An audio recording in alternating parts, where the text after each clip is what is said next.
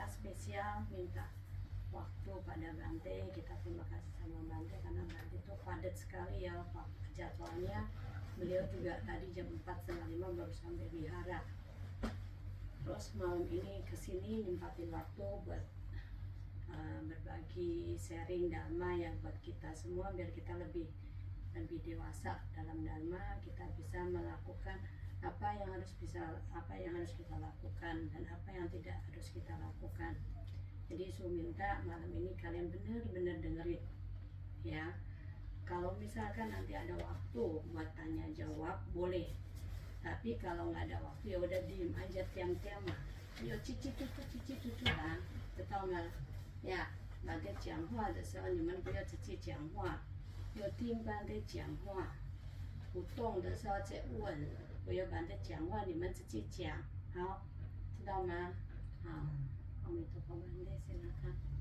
Sini. Udah Bante. Oh. Ya, sebelum kita mulai sharing dhamma, kita memuji nama agung guru kita ya. Namo Sakyamuni Buddhaya. Namo Sakyamuni Buddhaya. Namo Sakyamuni Buddhaya. Ya, selamat malam suhu Bapak Ibu semua. Terima kasih untuk kesempatan pada hari ini. Dan hari ini kemarin Bante pikir mau topiknya tentang apa. Jadi Bante tulisnya apa, di sini senang, di sana senang. Ya karena jadi kenapa topik kita ambil yang ini, karena apa ya, banyak umat ini biasanya hanya berpikir yang apa, singkat gitu ya. Terus yang lain dulu sini aja susah bantu lagi, kasihan di belakangnya. Karena memang sebenarnya kalau kita renungkan hidup manusia ini sangat singkat ya. Jadi jangan sampai kita senang-senang di sini kemudian nanti nggak senang. Ya, jadi bagaimana biar kita di sini senang, di sana senang. Nah, tentunya dengan berdasarkan ajaran Sang Buddha. Ya, kemarin saya selama di Bandung, nah kita mengajar buat samanera kita.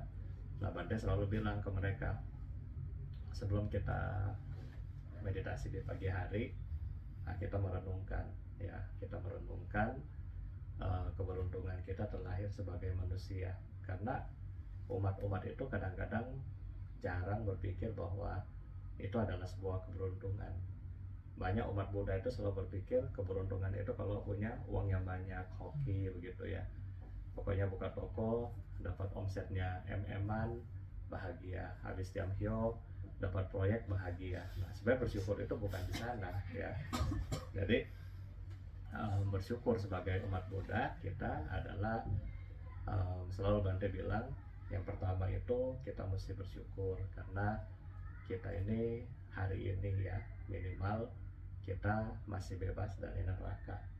Ya, neraka, bagaimana penderitaan di neraka kan sangat-sangat apa, panjang dan melelahkan. Ya, kadang-kadang di neraka ini benar-benar satu detik kebahagiaan pun itu hampir nggak ada. Jadi benar-benar begitu masuk sampai masa tahanannya habis baru kita bisa lepas. Ya, jadi itu di neraka. Nah, di neraka kalau kita Bante pernah bahas, tapi mungkin hari ini nggak usah detail. Ada, kalau di Theravada kita belajarnya ada 8 neraka panas, 8 neraka dingin. Ya, jadi neraka yang paling dangkal yang bisa kita masuk yang paling awal itu adalah neraka sanjiwa ya. Neraka sanjiwa ini sebenarnya kita paling gampang untuk masuk di sini karena siapapun yang memiliki dendam, nah mereka bisa masuk ke tempat ini. Dan untuk kelahiran di alam ini kira-kira dengan tahun kita itu bisa jutaan tahun kita. Jadi kalau kita bilang misalnya satu hari di alam surga ya sama dengan taruhlah 100 tahun di alam manusia ya. Nah, untuk Dewa Catummaharajika, dewa yang levelnya dekat dengan kita, itu paling sedikit ya hidup 500 tahun dewa. Jadi kalau kita mau kali dengan tahun manusia 500 kali 365 kali 100, ya kan. Nah itu baru tahun dewa. Nah di neraka yang sanjiwa ini satu hari di sana adalah 500 tahun di alam dewa. Jadi kalau kita mau kali dengan tahun kita, ya bisa miliar itu ya. Baru di neraka yang paling cetek. Nah kondisi di neraka ini yang paling cetek ini, kita lahir dengan penuh kebencian. Biasanya kalau orang suka marah, suka benci kan, suka lempar barang, banting barang gitu kan. Kalau ketemu orang yang dia benci, kadang-kadang ya, kalau kita lihat film atau nggak tahu di dalam keluarga, kadang-kadang kalau kita berantem kan suka ambil barang lempar gitu. Nah di neraka ini kejadiannya sama dengan itu. Jadi makhluk-makhluk yang lahir di tempat ini, di neraka ini, walaupun dengan kepanasan ya, karena dia lahir di tempat kayak kita bilang kalau di surga itu tempatnya ini dari besi, plat besi yang begitu panas. Nah walaupun kita lahir di tempat ini, tapi karena punya dendam, benci, begitu lihat orang atau makhluk lain yang lahir di situ, kita mau pukul ya. Misalnya kita dapat batu, kita lempar dia batu, pukul sampai dia mati. Nah setelah dia mati, kemungkinan kemudian ada kata sanjiwa, dia lahir lagi. Jadi kalau dia suka main Mobile Legend, ada kata respawn, dan dia hidup lagi, sampai hidup lagi, bunuh-bunuhan lagi, dan sampai yaitu akhir tahun dia 500 tahun neraka. Nah ini cara masuknya bagaimana kalau orang punya dendam ya, orang yang suka dendam dan kesehariannya mirip dengan cerita yang tadi. Nah ini hati-hati, karena neraka itu yang ini sangat gampang kita masuki. Nah makanya sebagai umat Buddha, nah kita bersyukur ya, kita bisa bebas dari neraka yang seperti ini. Yang seperti ini baru ceteknya, belum yang dalam-dalamnya ya. Kalau kita sebagai umat Buddha ya, berarti rasa kalau neraka yang berikutnya karena pembunuhan makhluk hidup, nah kita nggak perlu pusing ya, karena kita jangan membunuh. Terus masalah minum-minuman, nah kalau kita jarang minum atau jarang ngasih orang minum dalam hari ini ciu, sampai traktir orang sampai mabok, atau kasih narkoba, jual narkoba, nah kita sih agak terhindar dari sini. Jadi selama kita pegang sila sih aman ya. Jadi yang neraka bawah-bawah pada rasa nggak usah bahas. Yang penting kita sudah lihat neraka yang paling cetek aja itu sudah sepenuh dengan penderitaan ya. Jadi jangan sampai kita kesana. Makanya kita harus bersyukur loh, kita hari ini nggak lahir di tempat yang seperti itu ya. Baru yang kedua, kita juga bersyukur karena kita nggak lahir di alam asura. Alam asura ini biasanya kalau kita lihat dukun ya, dukun kirim orang pakai santet, nah biasanya pakai alam ini ya, makhluk-makhluk asura. Asura ini dia punya kekuatan sama seperti dewa. Jadi kalau mau kirim santet, pakai makhluk-makhluk ini buat saling serang begitu. Nah makhluk asura di situ, kenapa mereka bisa diperdaya sama dukun? Karena makhluk-makhluk ini sombong, jadi punya kayak keangkuhannya tinggi. Kalau orang yang angkuh kan gampang ya, kalau kita bilang wah kamu pintar, coba kamu begini kan. Kalau orangnya punya sombong kan cepat kan, oh iya dia cepat bikin. Nah sama dengan makhluk-makhluk di alam asura, punya kecenderungan kesombongan. Nah orang-orang yang sombong biasanya juga sifat berikutnya adalah suka iri ya kan, pokoknya nggak mau kalah sama orang lain. Jadi sifat iri ini yang menyebabkan juga dia sering berantem. Makanya makhluk-makhluk asura ini sering dipergunakan sama dukun ya. Nah makhluk asura setiap hari dia nggak bisa bahagia. Kenapa nggak bisa bahagia? Kalau orang yang iri bisa bahagia nggak? Ya kan, kalau orang yang suka iri, suka sombong gitu nggak bahagia. Hidupnya penuh dengan pokoknya saya mesti nomor satu. Hidupnya penuh dengan paksaan. Jadi pada akhirnya sehari-hari makhluk di alam asura itu nggak bahagia. Dan karena dia nggak pernah bahagia, makhluk-makhluk di sini juga punya wajah yang jelek ya. Walaupun dia sakti, tapi di sini makhluk yang ini dia jelek wajahnya. Karena kalau orang yang suka iri, orang yang suka sombong kan dia nggak bisa ketawa, ya kan, jarang senyum, jarang apa, jadi terlahir di sini dengan muka yang jelek. Nah ini penderitaan di alam sini. Nah di berikutnya yang biasa kita sembahyang itu adalah alam peta atau makhluk kelaparan, ya. Mostly umat Buddha ini, bukan umat Buddha, manusia itu lahir di sini ketika meninggal, mostly paling banyak. Kenapa paling banyak lahir di alam peta? Karena di alam peta ini adalah alam di mana mereka kalau meninggal punya kemelekatan, mereka lahir di sini. Jadi makanya banyak dari kita yang rata-rata ketika meninggal lahirnya di alam sini, itu banyak sekali. Dan Bante sih nggak pernah lihat langsung, tapi yang bisa tahu ini ya dia pernah cerita. Jadi kalau pernah kenal apa Meta, kenal Meta kan, kalau di Theravada kan Meta namanya. Nah Meta itu dulu pernah ke Samakidam, wihara kita yang di Palem sebelah. Kemudian begitu Meta ceramah, semua bawa foto, semua bawa foto almarhum orang tua masing-masing. Jadi kasih lihat nih, saya punya leluhur nih bagaimana, saya punya leluhur bagaimana. Dari 60 orang, ya, hanya 3 yang lahir di surga, hanya 3 yang balik jadi manusia. Ini kata Meta ya. Sisanya peta semua.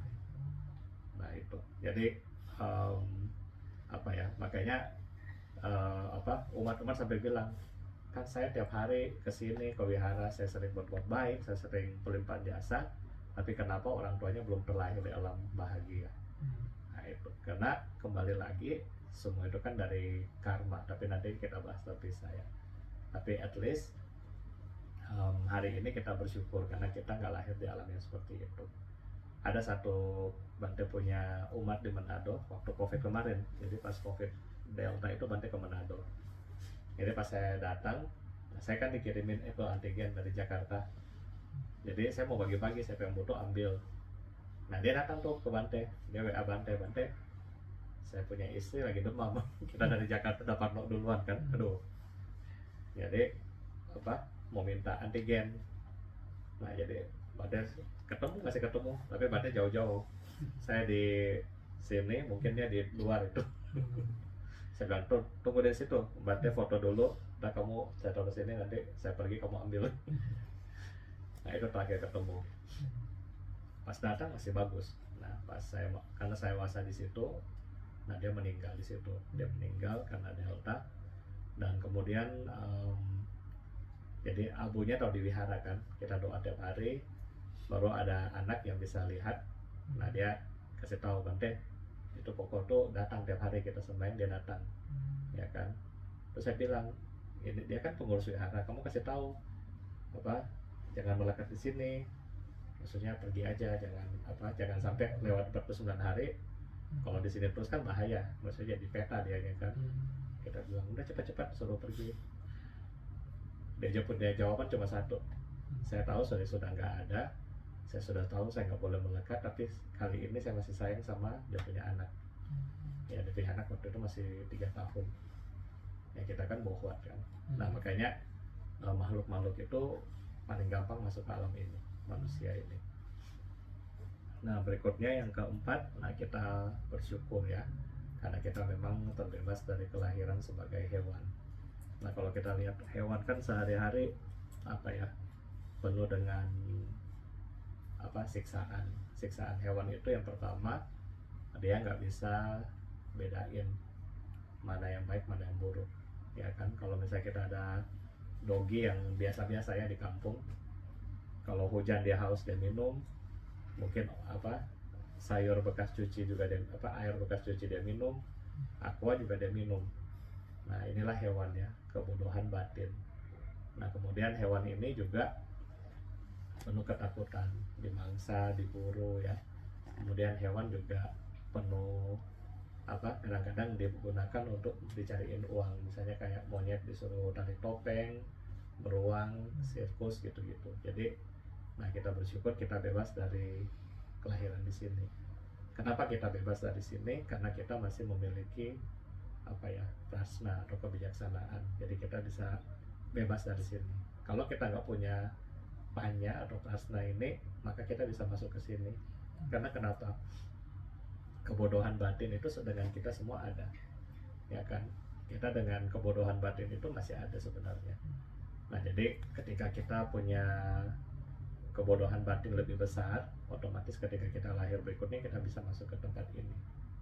Nah, makanya kita mesti bersyukur sebagai umat Buddha, kita bebas dari kelahiran 4 alam ini. Ya, 4 alam apa ya, bumi. Tetapi walaupun kita sudah jadi manusia, belum berarti kita bebas selamanya. Ya, karena 4 alam ini masih bisa kita jatuh terus.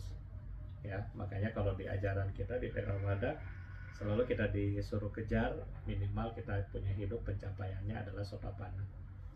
Kalau sudah Sotapanna berarti 4 alam ini kita nggak bakalan masuk lagi.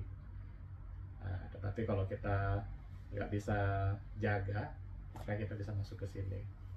Ya, makanya di dalam ajaran Buddha itu mesti kita benar-benar seriusin gitu, nggak boleh nggak serius, karena sayang ketika kita sudah waktunya sudah nggak ada. Nah, kita bisa masuk ke alam ini dan kita menderitanya bukan cuman 1-2 tahun gitu, enggak. Ya, penderitaannya tuh panjang sekali. Bahkan Bante pernah baca satu buku ini mengenai makhluk peta, ya, makhluk peta. Dia hidup di situ 500 tahun. Nah, peta ini banyak anak. Jadi dia hidup 500 tahun dengan anak dia banyak lagi.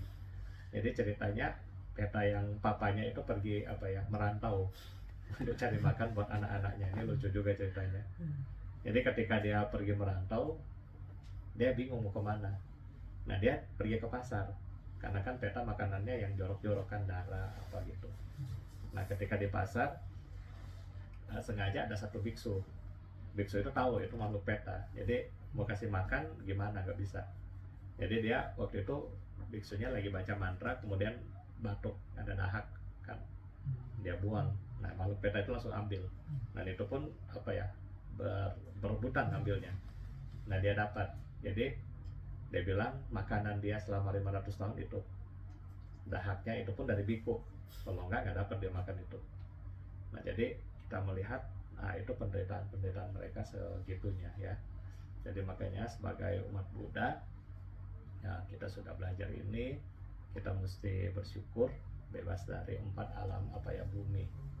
Nah, kemudian setelah kita bersyukur dari 4 bumi, nah kita juga mesti bersyukur, ya, karena kita punya karma baik yang menjauhkan kita dari 4 ini. Kemudian karma baik tambahan kita ini apa? Karma baik tambahan kita ini yang pertama, kita memiliki tubuh yang sempurna, ya kan? Berarti kan kita bilang untuk jadi manusia ini punya karma baik yang banyak, ya kan? Tetapi walaupun sudah punya karma baik yang banyak, nggak semua manusia yang lahir itu sempurna, ya kan? Kadang-kadang kalau lahir kita lihat ada yang nggak lengkap, itu kan kasihan. Kayak kemarin kan Suhu sama II kan pergi ke Semarang, ya, ke panti yang itu. Mereka manusia tetapi nggak sempurna secara mentalnya gitu. Jadi kita mesti bersyukur kita bisa lahir dengan fisik dan mental yang sempurna. Jadi dengan dua-dua ini kita bisa mampu untuk berlatih dan belajar Dhamma. Kalau enggak, kita nggak bisa. Contoh, kalau orang buta tuli, bagaimana dia datang ikut ceramah? Kan nggak bisa, ya kan? Kalaupun dia buta, dia pun nggak ngerti. Karena salah satu, walaupun buta mungkin dia bisa dengar, tapi dia nggak bakalan ngerti Buddha itu bagaimana, ya kan? Coba kita bilang, coba kamu visualisasi Amitabha itu begini, dia bingung Amitabha itu yang bagaimana modelnya, walaupun dia bisa dengar, ya kan?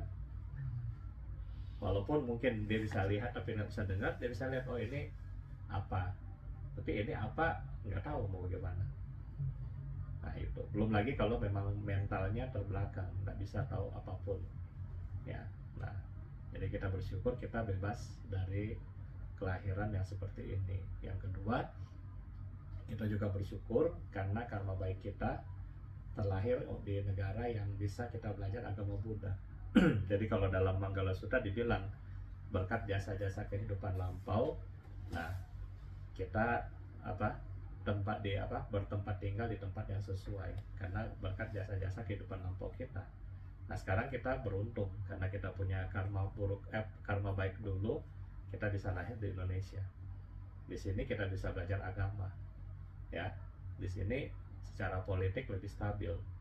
Coba kita kasih contoh kalau lahir di Afrika yang nggak ada agama, atau kita lahir di negara seperti di Palestina, Israel yang sering perang, ya kan, di Afghanistan yang sering itu ribut punya, atau Korea, nah di mana agama itu benar-benar sama sekali dilarang.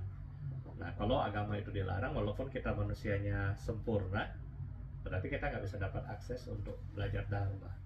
Ya ketika kita nggak belajar dharma, otomatis ya kita nggak bisa mencapai pencerahan, ya kan. Nah jadi kita beruntung kita lahir di tempat yang seperti ini sekarang.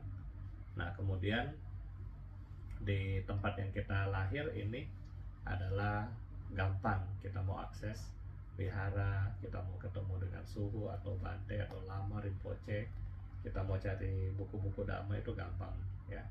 Jadi di sini kita mesti bersyukur juga.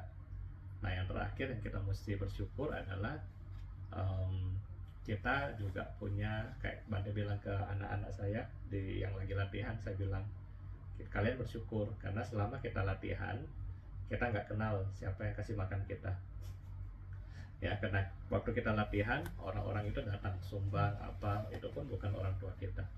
Makanya kita bersyukur karena banyak tempat buat praktek ini dan banyak yang mendukung. Nah makanya ini semua adalah kekayaan yang kita punya. Jadi di luar kekayaan materi kita, nah ini kekayaan secara dharma, ya inilah, ya. Makanya semua yang sudah kita punya, nah kalau kita memang benar-benar bijak, ya kita mesti investasikan untuk masa mendatang supaya kita dapat lagi, ya kan. Kalau misalnya ini kita Bante bilang ini seperti deposito kita nih, depositonya habis, nah bagaimana, ya kan, kita deposito habis kita nggak isi lagi, nah itu bagaimana masa mendatang kita. Jadi sekarang kita punya deposito, sekarang kita punya masih bisa kerja istilahnya, ya kita kerja buat deposito ini lebih besar, nah supaya di masa mendatang kelahiran kita berikutnya, nah kita bisa punya kesempatan yang lebih baik, lebih besar lagi. Makanya ini poin-poin 7 poin ini sebenarnya setiap hari kita mesti renungkan, ya mesti renungkan. Karena di dalam Manggala Sutta Buddha bilang apa, menuntun diri ke arah yang benar. Jadi kan sekarang kita sudah terlahir dengan kondisi yang baik. Nah sekarang tinggal bagaimana kita menuntun diri ke arah yang benar, jadi kehidupan mendatang itu lebih baik lagi. Nah, jadi itu mungkin dari Bante. Kalau mungkin mau bertanya boleh. Kan kalau menuntun diri ke arah yang benar kan Bante gak usah jelasin ya. Maksudnya ya berbuat baik, sembahyang. Nah ini kan menuntun diri ke arah yang benar sudah. Tapi kalau mau bertanya nanti boleh, silakan.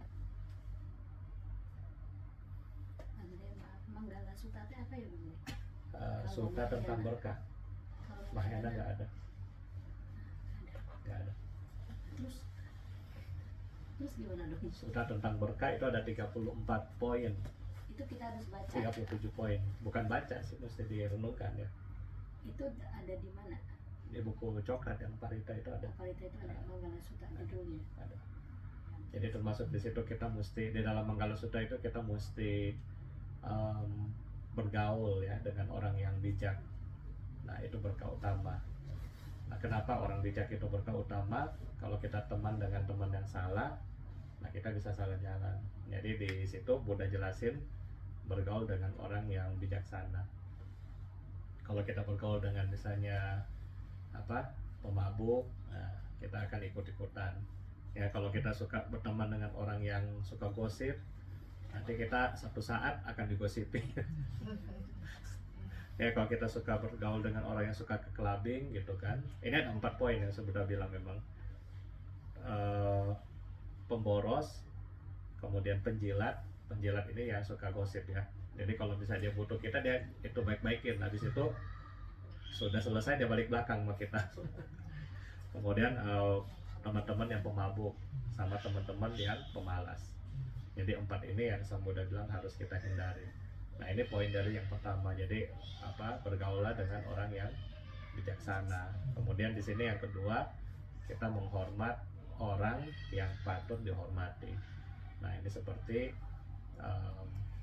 dewa juga bisa di sini, karena kita menghormati para dewa itu karena mereka memang layak untuk dihormati. Makanya kadang-kadang orang Theravada sendiri suka komplain ya, kok itu orang ke kelenteng mau ngapain gitu. Padahal ini poin ini ada, karena yang di kelenteng itu kan memang hal-hal yang patut kita hormati. Kan dewa-dewa itu kan karena mereka dulu kungtenya bagus jadi dewa, makanya kita bisa hormati mereka juga nggak masalah. Ya jadi di sini orang-orang yang patut kita hormati ini siapa? Guru, ya guru di sini dua, guru biasa, guru-guru kita di sekolah sama guru spiritual. Nah kemudian orang yang lebih tua dari kita, tamu, nah kita mesti hormati. Nah berikutnya mendukung orang tua. Nah di situ kita perlu mendukung orang tua. Nah kemudian kita perlu keterampilan, ya skill.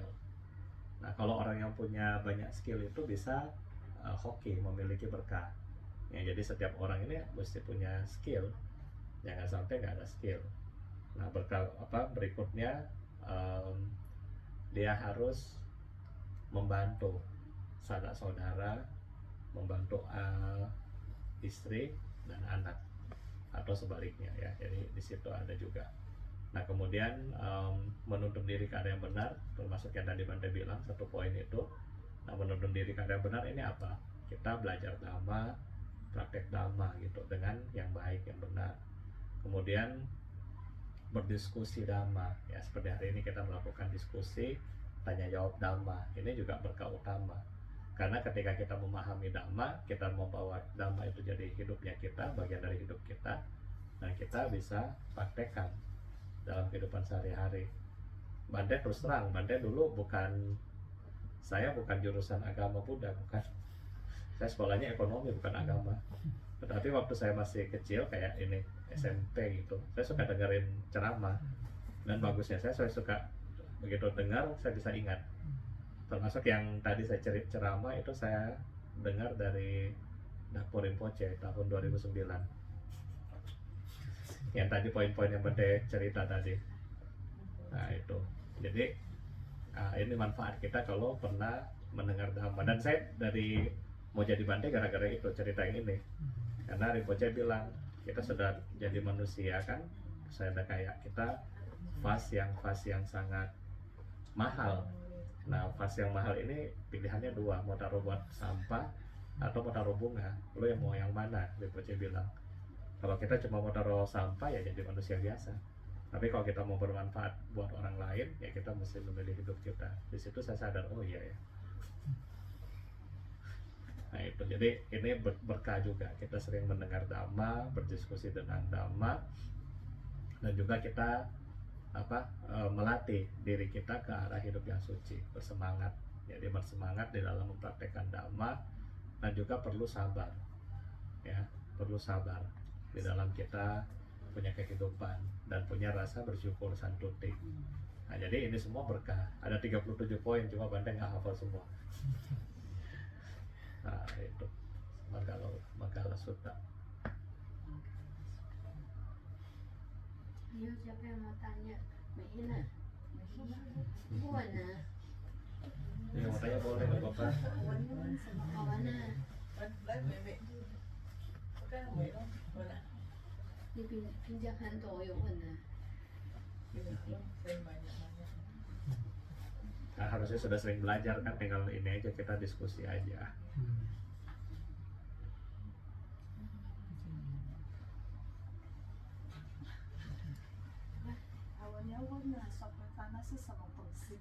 Sotapanna. Tanya nanti Sotapanna. Sotapanna ini tingkat kesucian. Tingkat kesucian kan kita bilang kalau yang paling tinggi kan Buddha Nibbana. Nah kalau kita di jalan arahat itu Sotapanna dulu, baru Sakadagami, Anagami, baru arahat. Karena kita nggak mungkin jadi Buddha, karena bedanya kita sama orang Mahayana, kita nggak mau pusing, jadi kita mau cepat-cepat jadi arahat aja. Jadi kita jalur yang ini. Tapi kalau misalnya orang di jalur Mahayana, nah mereka mau masuk jadi bodhisattva seperti Kwan Seum Pusa kan, jadi Buddha.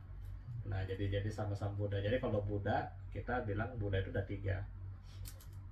Jadi Buddha yang kita bilang Sravaka Buddha atau siswa-siswa Sang Buddha seperti para arahat. Nah, orang Theravada kebanyakan di sini pikirannya.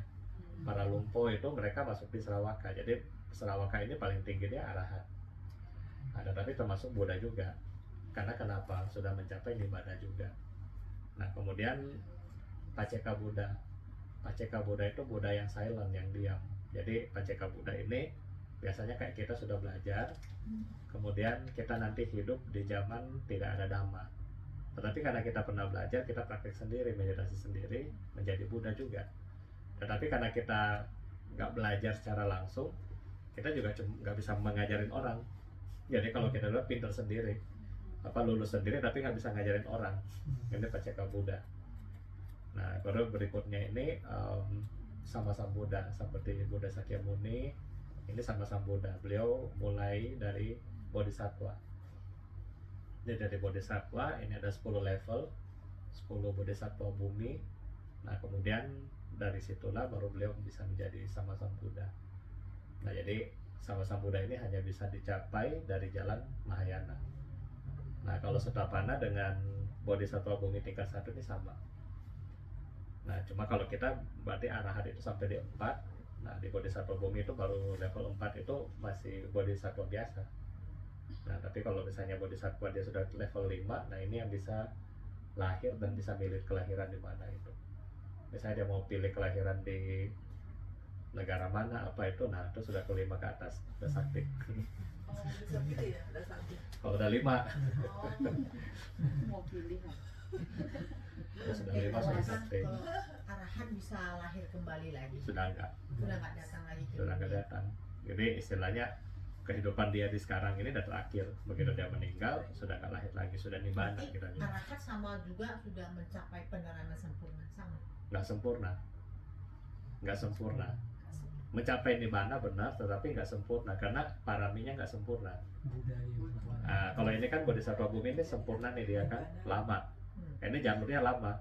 Kalau ini jalurnya fast track, tapi karena fast track jalur apa yang kita bilang jalur koneksi, jadi hasilnya juga nggak sempurna. Kalau ini lebih sempurna karena kan parami dia lebih pelan-pelan. Ini pelan-pelan, ini lama. Makanya kalau orang Theravada bilang maaf ya, aduh mau ngapain masuk ke Mahayana itu lama. Karena proses ini ya lama. Tapi karena dia bisa sempurna, di situ baru dia bisa mengajar. Contoh, kalau arahat ini dia bisa ngajar tapi cuma satu cara. Misalnya meditasi yang dia capai nafas, dia cuma bisa nafas, nggak bisa cara yang lain. Sang Buddha bisa banyak cara. Nah, Bante kasih contoh cerita di waktu yang mulia apa itu, nggak tahu di Mahayana yang ceritanya dia itu arahat ini biku itu bodoh, nggak bisa baca, nggak bisa membaca, nggak bisa ngerti, disuruh ngehafal kitab Cula, kalau di Theravada bilang Cula Pantaka ya. Biku ini bodoh banget, tapi dia punya koko tuh pintar, sudah arahat, tapi dia yang adiknya ini bodoh, diajarin Namo Tassa Bhagavato, hafalnya Namo, tasanya dia lupa. Hafal tasa, namonya dia lupa, itu nggak bisa hafal. Sampai kakaknya arahat itu menyerah, bahkan suruh adiknya udah lepas coba aja.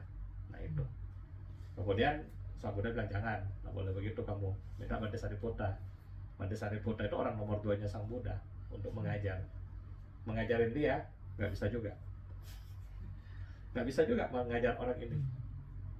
Akhirnya sama Sang Buddha bilang apa? Udah, saya mau pergi, ada undangan Bimbisara, kamu tinggal di wihara ya. Nah, kalau versi Theravada dia dikasih kain warna putih. Kalau versi Mahayana dia dikasih sapu, suruh nyapu. Jadi dia nyapu dari pagi sampai sore. Kalau versi Mahayana, kalau versi kita pegang kain dari pagi sampai sore.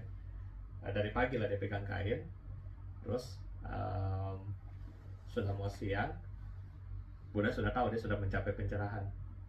Kemudian dari Raja Bimbisara bilang, Sang Buddha, kamu bilang ke saya kemarin ada 500 Bante mau datang, kok ini hitung-hitung cuma 499, coba kamu cari satu lagi mana? Oh, Sang Buddha bilang, oh iya, satu lagi di wihara. Nah, jadi pengawal panggil dia di wihara, Pengawalnya bingung sampai di wihara. Tadi Sang Buddha bilang cuma 1 orang. Ini di wihara semua biku tuh banyak banget yang nyapu. Balik lagi ke istana pengawalnya. Yang mulia, yang ada di situ di wihara bukan cuma 1 bante, banyak bantenya. Nah, Sang Buddha kan sudah tahu ini orang sudah pencerahan kan, sudah arahat itu. Sang Buddha bilang, kamu panggil namanya. Siapa di sini namanya Bante Culapantaka? Yang bicara pertama kamu langsung pegang tangannya. Nah, jadi dia sampai di wihara balik ditanya, siapa di sini yang Bante Culapantaka? Dia langsung bilang, saya. Semua jawab juga saya. Diulang lagi. Siapa? Dia lihat mulut yang pertama kan. Nah, begitu itu pengawal tahu, oh ini, begitu dipegang, semua bayangan itu hilang. Nah, Bante ini ikut. Langsung arahat. Nggak disuruh meditasi, pegang kain doang. Kayaknya untuk apa Bante? Merenungkan anicca kan kain putih dipegang-pegang kalau lama-lama jadi coklat. Oh, kehidupan ini nggak kekal, berubah. Arahat.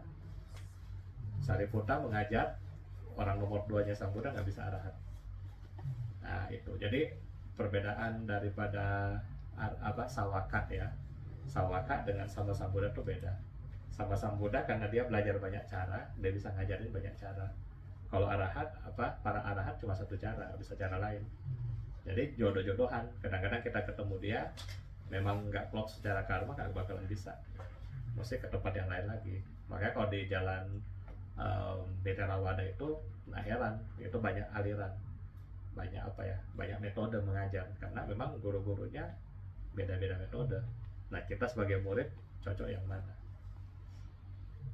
Itu. Jadi kalau dibilang meditasi nggak mesti harus melalui enggak, meditasi jalan boleh, meditasi kasina boleh, ada 40 objek kasina, 40 objek vipassana.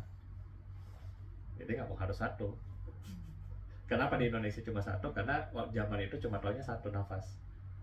Padahal banyak, ada 40 objek anapana, 40 objek jana, 40 objek vipassana, samatha dan vipassana, 40 gitu.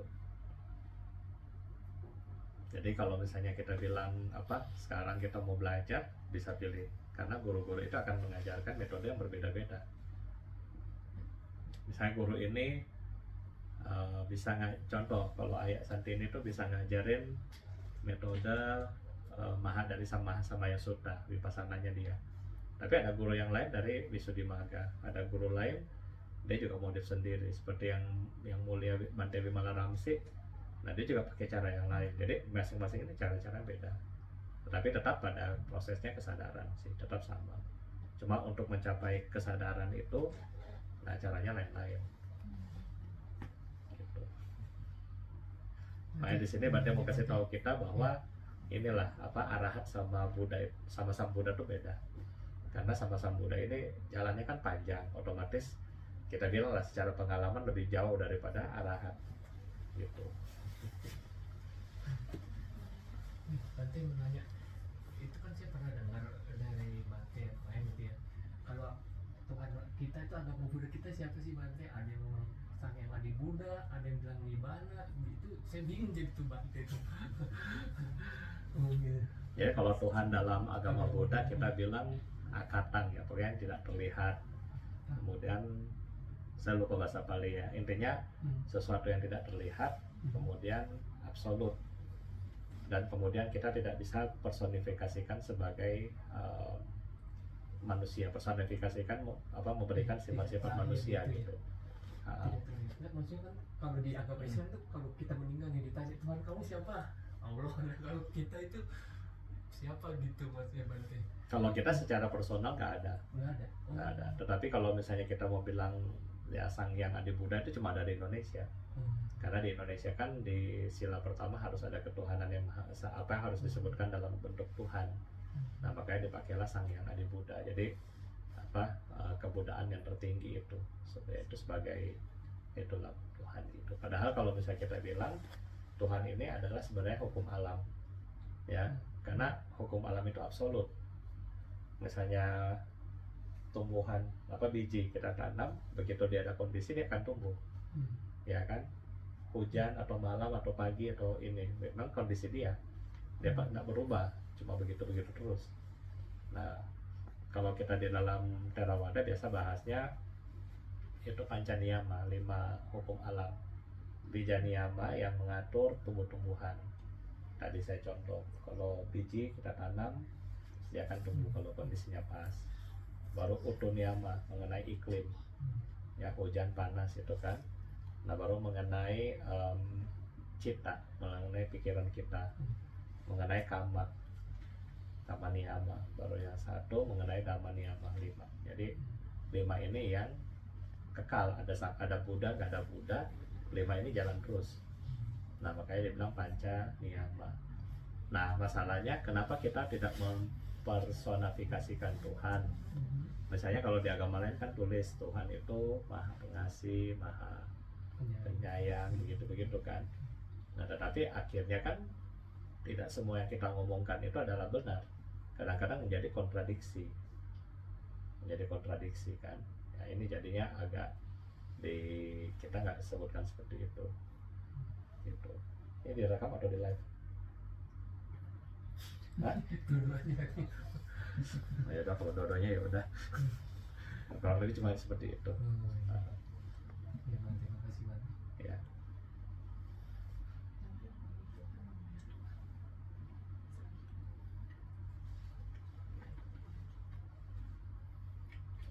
Ayo Joli mau tanya. Ya nanyanya ke suku lah, nanya ke Bante. Ya. Tapi kalau misalnya mau capai seberapa mana tingkat kesucian itu caranya sebenarnya banyak. Tapi untuk saat ini berarti hanya meditasi aja atau kayak tadi ada Bante yang bisa mengatakan cuma pegang kain aja mencerahkan gitu. Apakah masih bisa dengan kondisi sekarang kan Kalau udah gini? kita di kondisi sekarang nggak bisa lagi pakai kain. Karena apa? Terus terang karena ya apa? Kita itu sudah bukan di zaman berhadapan dengan Buddha. Nah, kalau kita berhadapan dengan Buddha langsung, kondisi ini kita bilang kondisi yang bagus. Kalau sekarang kita punya kondisi, memang masih ada dharma tapi sudah menurun. Jadi sudah kondisi-kondisi yang seperti itu sudah bagi kita tuh udah expired gitu. Sebenarnya kalau mungkin kita bilang ya kita mungkin pernah ketemu Sang Buddha langsung waktu itu juga. Karena kalau nggak begitu kita nggak mungkin beragama Buddha. Nah cuma mungkin waktu itu ya Sang Buddha lagi ceramah, mungkin kita lagi kemana gitu. Kebanyakan begitu. Jadi dulu waktu saya pernah di India, dibilang ya ada satu guru dari Sri Lanka, memang dia guru meditasi yang benar-benar ini. Kalau saya bilang ya dia sudah, kalau Bante punya keyakinan ya mungkin dia sudah ini, ya enggak lah, tapi sudah mulai lumayan lah sudah gitu. Nah dia cuma bilang begini ke kita, kalau kita yang pernah tinggal di sini lama, berarti kita pernah lihat Sang Buddha langsung. Terus saya tanya ke Bantenya kan, terus kenapa kita nggak itu? Dia bilang ya dulu kita mungkin main-main kan. TikTok kan. Jadi mungkin Sang Buddha lagi kemana, kita lagi urusin apa gitu kan, jadi ya nggak bisa nggak konsen gitu. Jadi karma kita belum mendukung. Nah contoh Pangeran Siddhartha waktu melihat orang tua sakit dan mati langsung kepikiran kan, kok bisa begitu? Nah kita belum kepikiran, ya kan? Kita belum kepikiran. Contoh yang lain, jadi kebijaksanaan orang-orang itu beda-beda. Contoh yang lain begitu si Newton kan, dia pencerahannya di mana? Kalau pernah baca ceritanya, kamu pernah baca nggak ceritanya? Hukum gravitasi Newton. Apel jatuh. Nah, ya kan? Dia lagi di pohon apel duduk. Tiba-tiba apel jatuh, dia kepikiran, kok ini apel bisa jatuh, ya kan? Nah, kalau kita apel jatuh, bahagia makan. Ya kan? Jadi pencerahan manusia itu beda-beda juga sebenarnya. Jadi bagaimana ketika sesuatu itu kita alami, kita lihat, nah itu yang menjadi titik balik kita punya hidup gitu. Makanya kalau zaman sekarang agak lebih susah karena kita secara mental terdistraksi ya, distractionnya banyak sekali ya, TikTok lah, IG lah, Facebook lah, Shopee apa semua, memang inilah karena zaman lagi penurunan dhamma kan. Jadi makanya ketika kita distraksi ini kita bisa kurangi, nah itu baru bisa. Tapi zaman sekarang lebih bagus loh Bante. Dhamma bisa dengarnya lewat sini. Hebat. Nah kalau dulu kan nggak ada apa teh YouTube, nggak ada apa, kan kita nggak bisa dengar Dhamma. Tapi walaupun bisa lihat dari telepon kan, tapi enggak sekonsen dengan dia datang langsung. Tetap beda. Feeling beda. Waktu COVID kan juga saya pernah ikut beberapa kali Dalai Lama punya Zoom lah. Itu kan lain. Memang lebih enak karena biasa kita lihatnya jauh. Sekarang tinggal di depan begini udah dekat gitu. Tapi nggak konsen juga. Apa ya, mungkin suasana sama auranya nggak dapat gitu.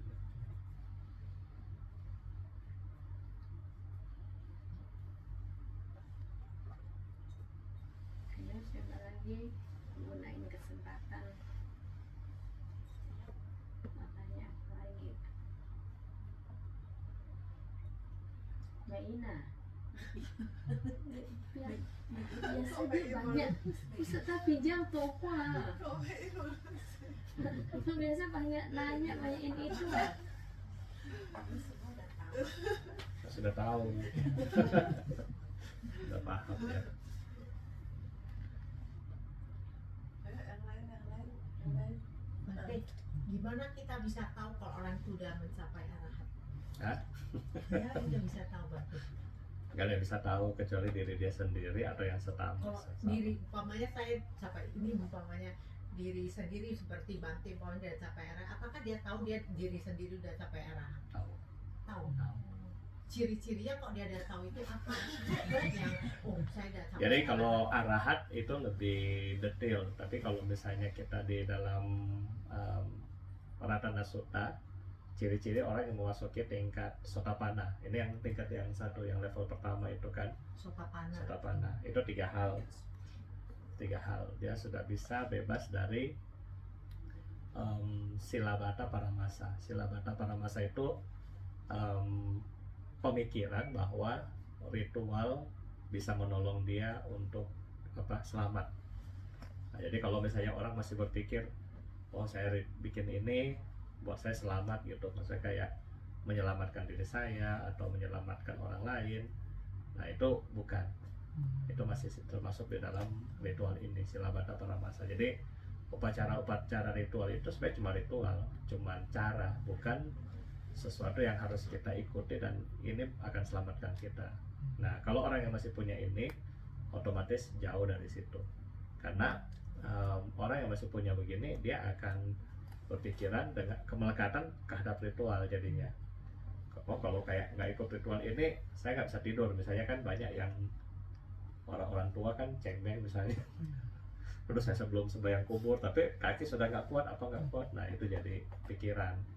Padahal yang ritual-ritual itu bukan, itu hanya cara menyampaikan doa di zaman dulu. Nah baru yang kedua, kalau dia punya keakuan yang tinggi, ya kesombongan gitu yang tinggi. Nah yang ketiga, saya lupa, pemahaman dhamma yang keliru. Nah kalau tiga ini masih ada dalam diri kita, sudah pasti nggak masuk. Ini tiga ini mesti clearly, mesti tiga nih kok jelas, nggak ada lagi, baru kita bisa naik level. Kalau masih belum, ya jadi kalau bisa dilihat aja dalam diri kita, oh kalau kita masih suka sembayang, misalnya kayak contoh kan kadang-kadang sembayang nanti nama kita dibakar, habis dibakar sudah pasti masuk surga gitu. Nah itu kan nggak mungkin kan. Kalau lu ada sembahyang ini, maka kayak kita punya karma tuh hapus, nggak ada. Kalau misalnya ada seperti itu, kenapa nggak udah langsung blessing kita punya kepala langsung beres? Kan nggak bisa, karena semua itu pasti proses. Berarti semuanya dari diri kita sendiri ya Bante ya. Pasti proses, karena loba dosa mohanya kan di sini, di dalam kita kan, dan kita yang membuat tahun demi tahun. Jadi kita yang mesti buang sendiri. Nah upacara-upacara yang ada dalam keagamaan sekarang hanya bentuk supaya memudahkan kita, ya kan, memudahkan kita supaya bisa berlatih dengan lebih baik. Misalnya contoh, kita disuruh berdana. Supaya apa sih? Berdana itu bukan karena wihara atau yang lainnya minta duit, bukan, tapi karena untuk melatih kita bisa melepas apa, berdana itu melepas kan, kita berdana itu melepas. Nah ketika kita melepas, nah di situ untuk membuang kemelekatan kita. Kalau kita buang kemelekatan kita, otomatis alam peta itu kita nggak ke sana. Kenapa? Karena kita sudah biasa melepas. Melepas yang paling susah itu ketika kita melepas kita punya diri. Itu susah. Ya kan? Banda kasih contoh. Di sini ada yang punya hewan nggak di rumah? Pelihara? Ada. Yang lain ada nggak peliharaan di rumah? Nah misalnya kita lagi pergi, misalnya liburan ke Singapura. Masih ingat nggak? Mikirin ya. Pikirin nggak? Itu makan belum ya? Kayak kemelekatan. Ya kan? Itu baru masih sama hewan, belum sama suami atau istri atau anak. Berarti nggak boleh pelihara rumahnya. Lebih bagus Jangan. ya, belum sama suami istri atau anak, belum sama rumah, belum sama mobil, mungkin belum sama pacar, Iya. belum yang lain. Yang takut rumah kebakaran. Nah, kadang-kadang kita pergi kemana-mana kan masih pikir udah kunci rumah atau belum. Iya. Itu kan kemelekatan kan. Jadi kalau misalnya kita sudah meninggal, ya kita akan meninggal, kita itu kan sudah gak ada badan, kita punya pikiran klik kemana dia akan ke sana langsung. Contoh misalnya kalau kita di sini, Banda bilang coba kita visualisasi ke Singapura, bisa nggak? Bisa. Ke Singapura, Bisa. di Singapura ada ini, ada itu, ada ini, pernah sudah kebayang, walaupun cuma pikiran, sudah belum kebayang Singapura gitu? Atau yang gampang ke Monas deh, ya kan, biar semua bisa ke Monas, bisa, sudah kebayang ada apa di Monas. Nah, sudah. Nah kalau kita punya sekarang masih ada badan kasar, kita masih terbatas dengan jarak dan waktu karena masih ada badan kasar. Tapi ketika tinggal pikiran, ini sudah meninggal, tinggal pikiran kan. Begitu kita pikir Monas, langsung ke Monas, langsung di situ. Jadi kalau kita banyak kebiasaan-kebiasaan yang kurang baik, kan ini akan ngikut terus. Kita misalnya kan sekarang punya kebiasaan yang mungkin yang jelek, misalnya kalau anak-anak dia suka main game, tapi karena dia di sekolah dia kan nggak bisa main game, otomatis kan. Misalnya contoh si Jay suka main game, ketika dia di sekolah jam 7 sampai jam 2 dia nggak bisa main game, ya. Mikirin. Tapi di sekolah mikir nggak mau main game? Bukan, tapi mau pengen main nggak? Ada rasa pengen main nggak? Kadang Nah, ya kan kadang iya kan. Nah kalau ini, kan kita sudah nggak, posisi sudah nggak di sekolah, posisi itu sudah di pikiran. Jadi kita bilang kita mau main game langsung, kita mau ke Singapura langsung, kita mau kemana langsung. Nah makanya Buddha bilang mesti melatih pikiran, karena pikiran itu pelopor. Kalau ini lari-lari begitu, sekarang masih terbatas karena masih ada badan. Mau main game nggak bisa, mau pergi shopping nggak bisa, mau pergi makan nggak bisa karena masih ada badan, ya kan. Tapi begitu badan ini sudah nggak ada, terbang kemana-mana. Nah kalau kita nggak punya meditasi, nah itu bahaya. Kalau terbangnya ke tempat benar, ke wihara, tapi kan jarang. Hidup aja jarang ke wihara, apalagi mati.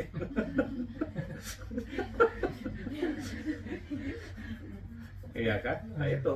Nah begitu kita jarang ke tempat-tempat ini, malah pergi ke tempat-tempat nggak benar, ya kemungkinan lebih, secara logika kita sekarang, kemungkinan kita akan lahir di mana? Kan kita udah tahu sekarang jawabannya,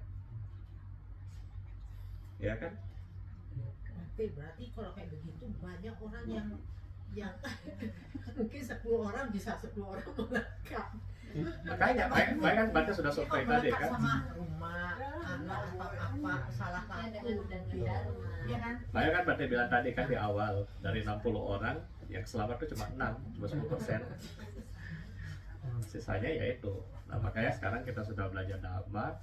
Nah dengan tadi contoh yang tadi berdana, itu kita melepas. Jadi begitu kita sadar kita sudah nggak ada, sudah, kita mau bawa apa lagi? Yang kita mau bawa cuma kita punya kontak kan, sama karma buruk kan. Yang kita mau bawa ya sudah, pergi aja, nggak usah ingat-ingat lagi. Itu doang. Ini kenapa kita melekat? Karena ya itu, ada inilah, ada itulah, ada inilah, ada itulah, macam-macam. Begitu. Jadi berarti gimana caranya supaya kita jangan mana lah, mesti latihan. Makanya kadang-kadang kalau kita lagi uposatha apa cek capko kan bisa atas sila kan, di si Mahayana juga ada atas sila. Misalnya kita berlatih sampai jam 12 nggak makan, nah ini kan berlatih, jadi kan makan kan termasuk kemelekatan kita latih. Baru kita melatih juga di situ menonton musik, apa kan dengar musik, nonton tari-tarian misalnya kan, itu juga melatih kan. Ini juga kemelekatan. Kan orang-orang kalau misalnya suka nonton kan benar-benar dikejar itu bioskop. Nah begitu kita hari uposatha, oh kita bisa stop nggak? Nah kita kan tantang diri kita kan bisa stop apa enggak penggunaan parfum, apa barang-barang mewah, penggunaan tempat tidur supaya kita nggak tidurnya kebablasan. Nah bisa nggak kita lawan kita punya diri? Ini aja 3 lawan dulu. Nah kalau bisa berarti kita masih bisa apa istilah healing, kita punya badan sendiri. Kita punya batin sendiri gitu. Kayak anak-anak yang ikut pabaja ini, mereka healing benar-benar 10 hari nggak pakai HP benar-benar. Nah itu bisa nggak? Nah, bisa nggak kamu kuat kak? 10 hari tanpa HP loh. Bante yang tadinya mau ikut. Oh ini mau ikut? Oh tahun depan dia pada daftarin. Anak saya itu Bante. Oh ini? Iya. Oh kemarin sudah tutup. Bisa paksain Bante 1 aja. Tahun depan bisa lah. Jadi itu contohnya. Jadi ketika kita berlatih dharma itu akhirnya kan kita sudah ngikis. Jadi kita punya kekuatan apa ya, batin itu sudah lebih kuat, lebih bagus gitu. Makanya ketika makin kuat, otomatis kan tempat-tempat begini sudah jauh dari kita. Mengapa tadi Bante bilang kita nggak perlu bahas mengenai neraka lebih panjang? Karena kan Bante tahu umat Buddha itu sila pertama udah pegang, tidak membunuh. Ya kan, nyamukanya kita nggak bunuh, apalagi yang lain. Jadi kunci turun ke neraka itu sudah nggak ada. Kemudian kita sudah nggak mencuri, ya kan? Karena neraka itu sudah nggak ada. Nah itu, jadi berbohong, berzina apa, itu kan sudah jarang kita lakukan. Maksudnya kan sudah jarang sekali. Nah, kalau makin jarang, berarti kan secara turun ke neraka itu sudah jarang. Nah, tetapi yang lain kan nggak bisa, kayak kemelekatan kan mesti caranya lain lagi. Nah makanya apa? Ini contoh daripada yang satu itu berdana. Berdana itu buat kunci kita nggak lahir di alam peta. Kemudian kita melaksanakan kan sila. Nah sila itu yang tidak ke neraka. Nah meditasi itu buat kita punya pikiran tenang.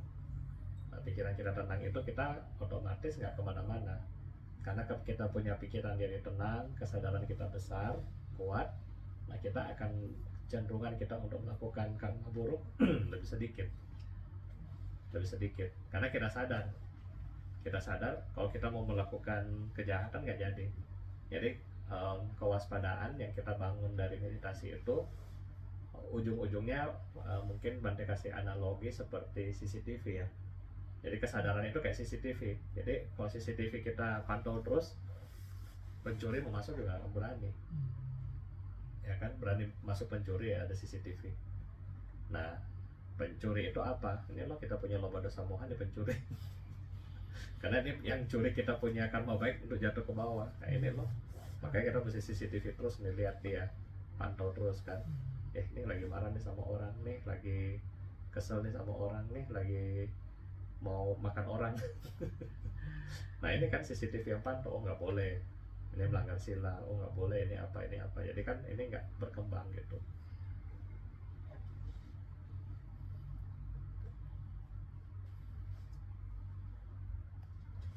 Nah, apa ajaran Buddha bilang kita harus melawan diri kita sendiri loh. Hah? Pelan-pelan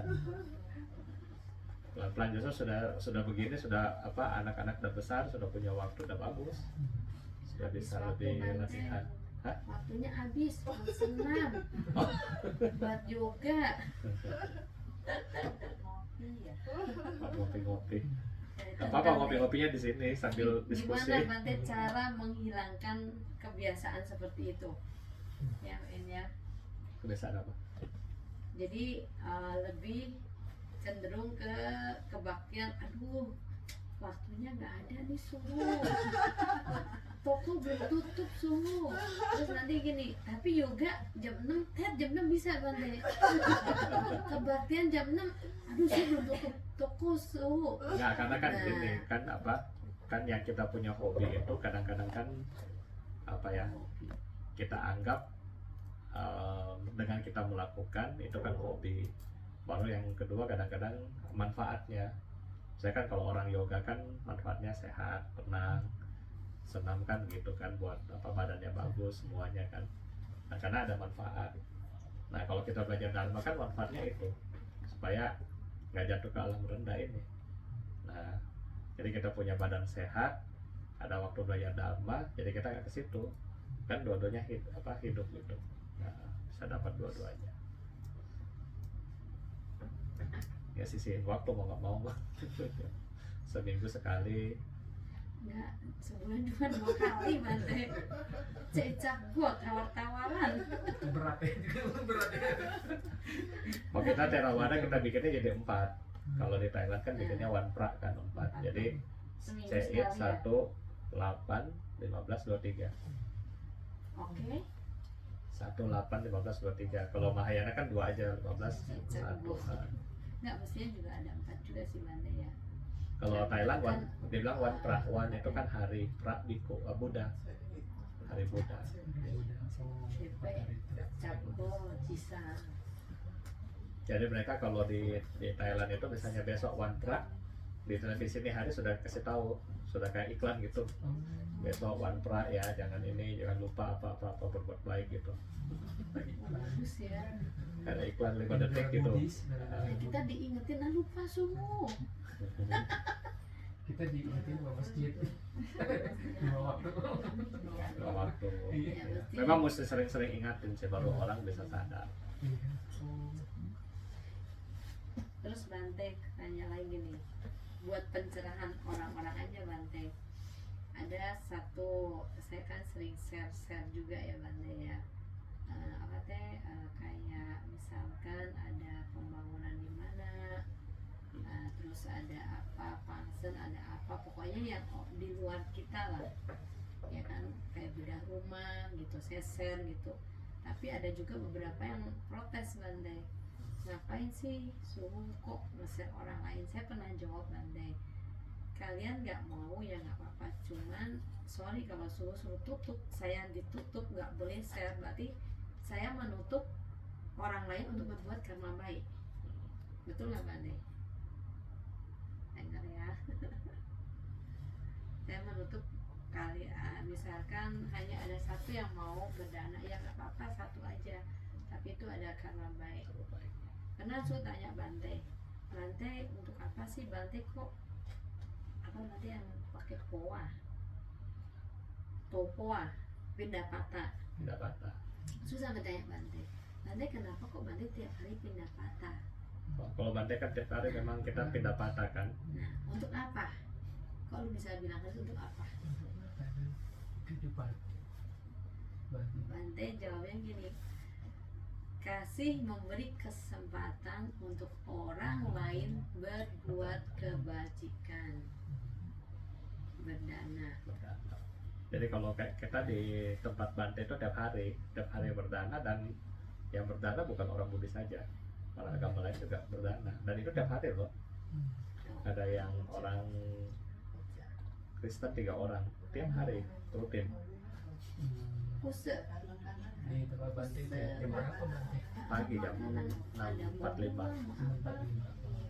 Berarti tiap hari pindah patah itu di komplek gitu ya? Itu aja. Bante ke ke City Resort gitu ya. Nah kan dengan itu kan kita kasih kesempatan siapapun yang mau berbuat baik, silakan. Tapi yang ngasihnya makanan aja gitu. Kadang saya di pasar laris Bante. Nah, Bukan. bisa laris ada. bukan Bantenya kok tiap hari cari makan, enggak. Pindah patah itu kan butuh banyak orang kasih makanan. Itu gimana makanan? Oh kalau kita nggak makan, kita kasih orang lagi. Jadi kalau kayak Bante itu kita misalnya, nah kita misalnya sekarang di wihara misalnya ada 6 Bante. Nah karena kita kan tahu kalau umat itu pasti akan kasih 6-6-nya. Nah itu kan pasti nggak habis kan. Nah jadi kita dari wihara kita kebijakan Kan aja deh. bukan satu umat, begitu banyak umat Begitu di sana banyak. yang mau kasih itu kan makanannya sampai Takut itu mau kan. basi ya. Nah, Nah. banyak. Gimana itu? Nah sekarang ketika kita sudah lihat seperti itu, sekarang yang jalan itu cuma 2. Oh. Walaupun tinggal ada 6, tapi yang keluar cuma 2. Jadi buat supaya nggak mubazir. Iya, Nah, karena terus terang memang mubazir Iya, secara saya melihat lihat, kan. ya. Nah, jadi kita yang itu jalan cuma 2. Kecuali memang kayak acara yang kita kayak kemarin bantainya ada 30 ya mau nggak mau karena mereka Iya. datang kan ya kita ya udah. Tapi kalau hari-hari kita cuma 2. Dan makanan ini kita sudah terima, kita nggak buka semua. Jadi yang dibuka tuh misalnya orang kasih Berarti nggak semua makanan Bante makan dong yang dikasih orang. nggak. Jadi misalnya misalnya saya lewat ke dia kasih saya 2 bungkus, misalnya 2 bungkus mie. Nah biasa mereka di dapur buka 1 gitu kan, dibuka 1, nanti yang ini yang kita makan. Nah yang 1 masih baru itu kita akan sumbang kasih orang. Jadi setelah kita makan selesai jam 8 itu mereka yang makanan masih layak dimakan dikasih ke orang. Jadi memang kita bilang sudah Kasih buka ke siapa semua, Bante? pengemis kemana-mana. Oh gitu ya. Kok jangan sampai mubazir. Ya nggak dibuang, Jangan pokoknya nggak sampai dibuang. saya ini begitu banyak gitu misalnya. Nggak dibuang. Kadang-kadang juga yang sisa-sisa itu kadang-kadang mereka gabung-gabungin lagi jadi yang sesuatu yang bagus baru bisa kasih lagi ke orang. Kalau yang sudah memang ini banget dibuang lah. Kalau yang sudah memang tinggal Nggak 1 sayang sendok lagi. atau apa gitu Oke, atau cabai sama doang banyak gitu kan gitu. Pendapatan itu kan buat kasih Bante. Kalau kita kasih makan sama orang itu karmanya apa beda? Sebenarnya kalau kita berdana Ya. ya secara kacamata kita bilang kacamatanya Mahayana nggak masalah.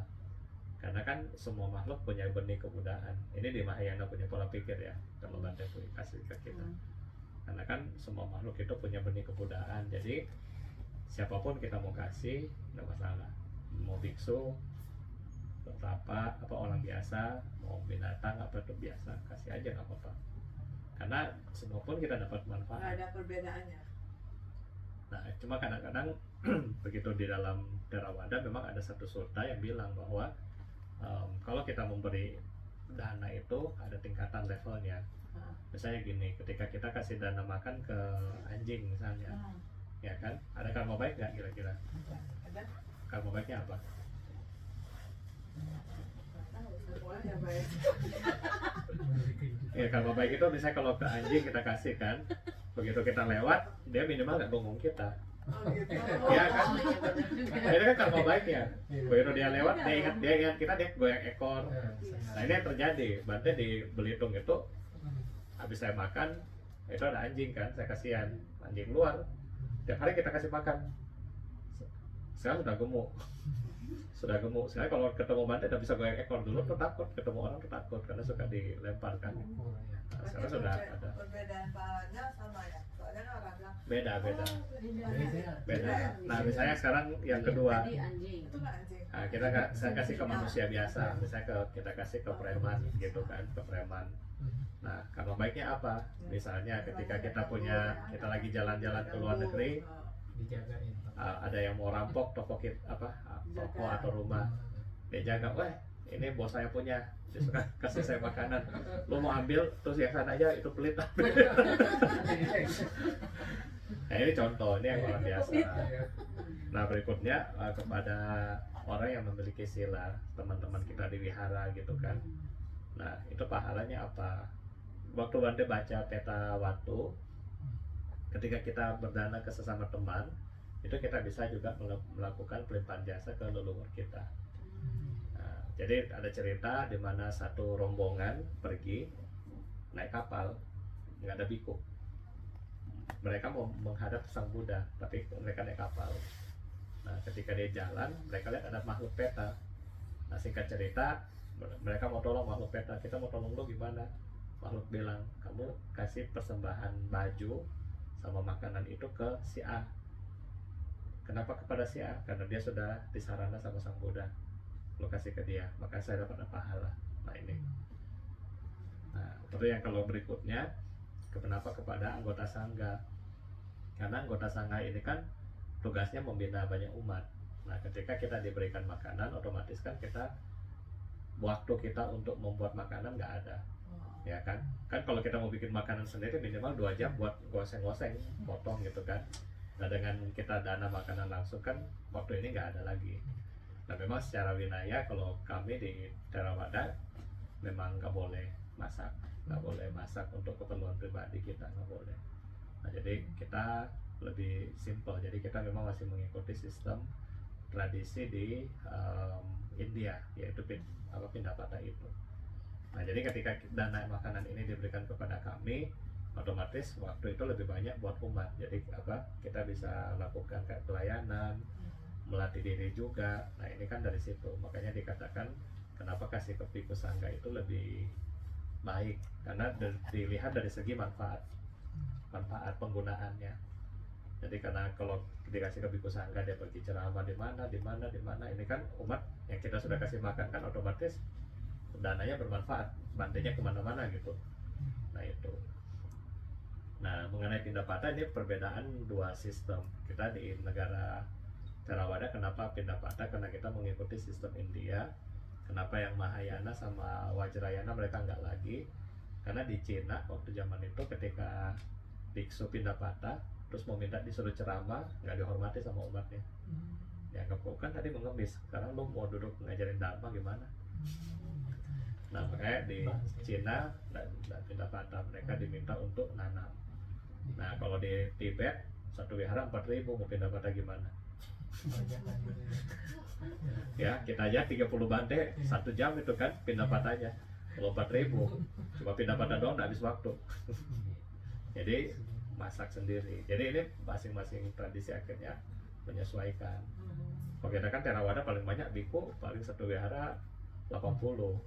Itu pun rute Pindapatanya beda-beda, nggak satu jalan.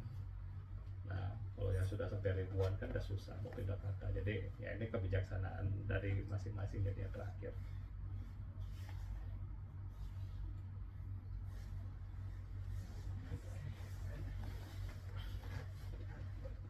Jadi contoh kalau kayak di sini kan Suhu suka berbagi ke satpam.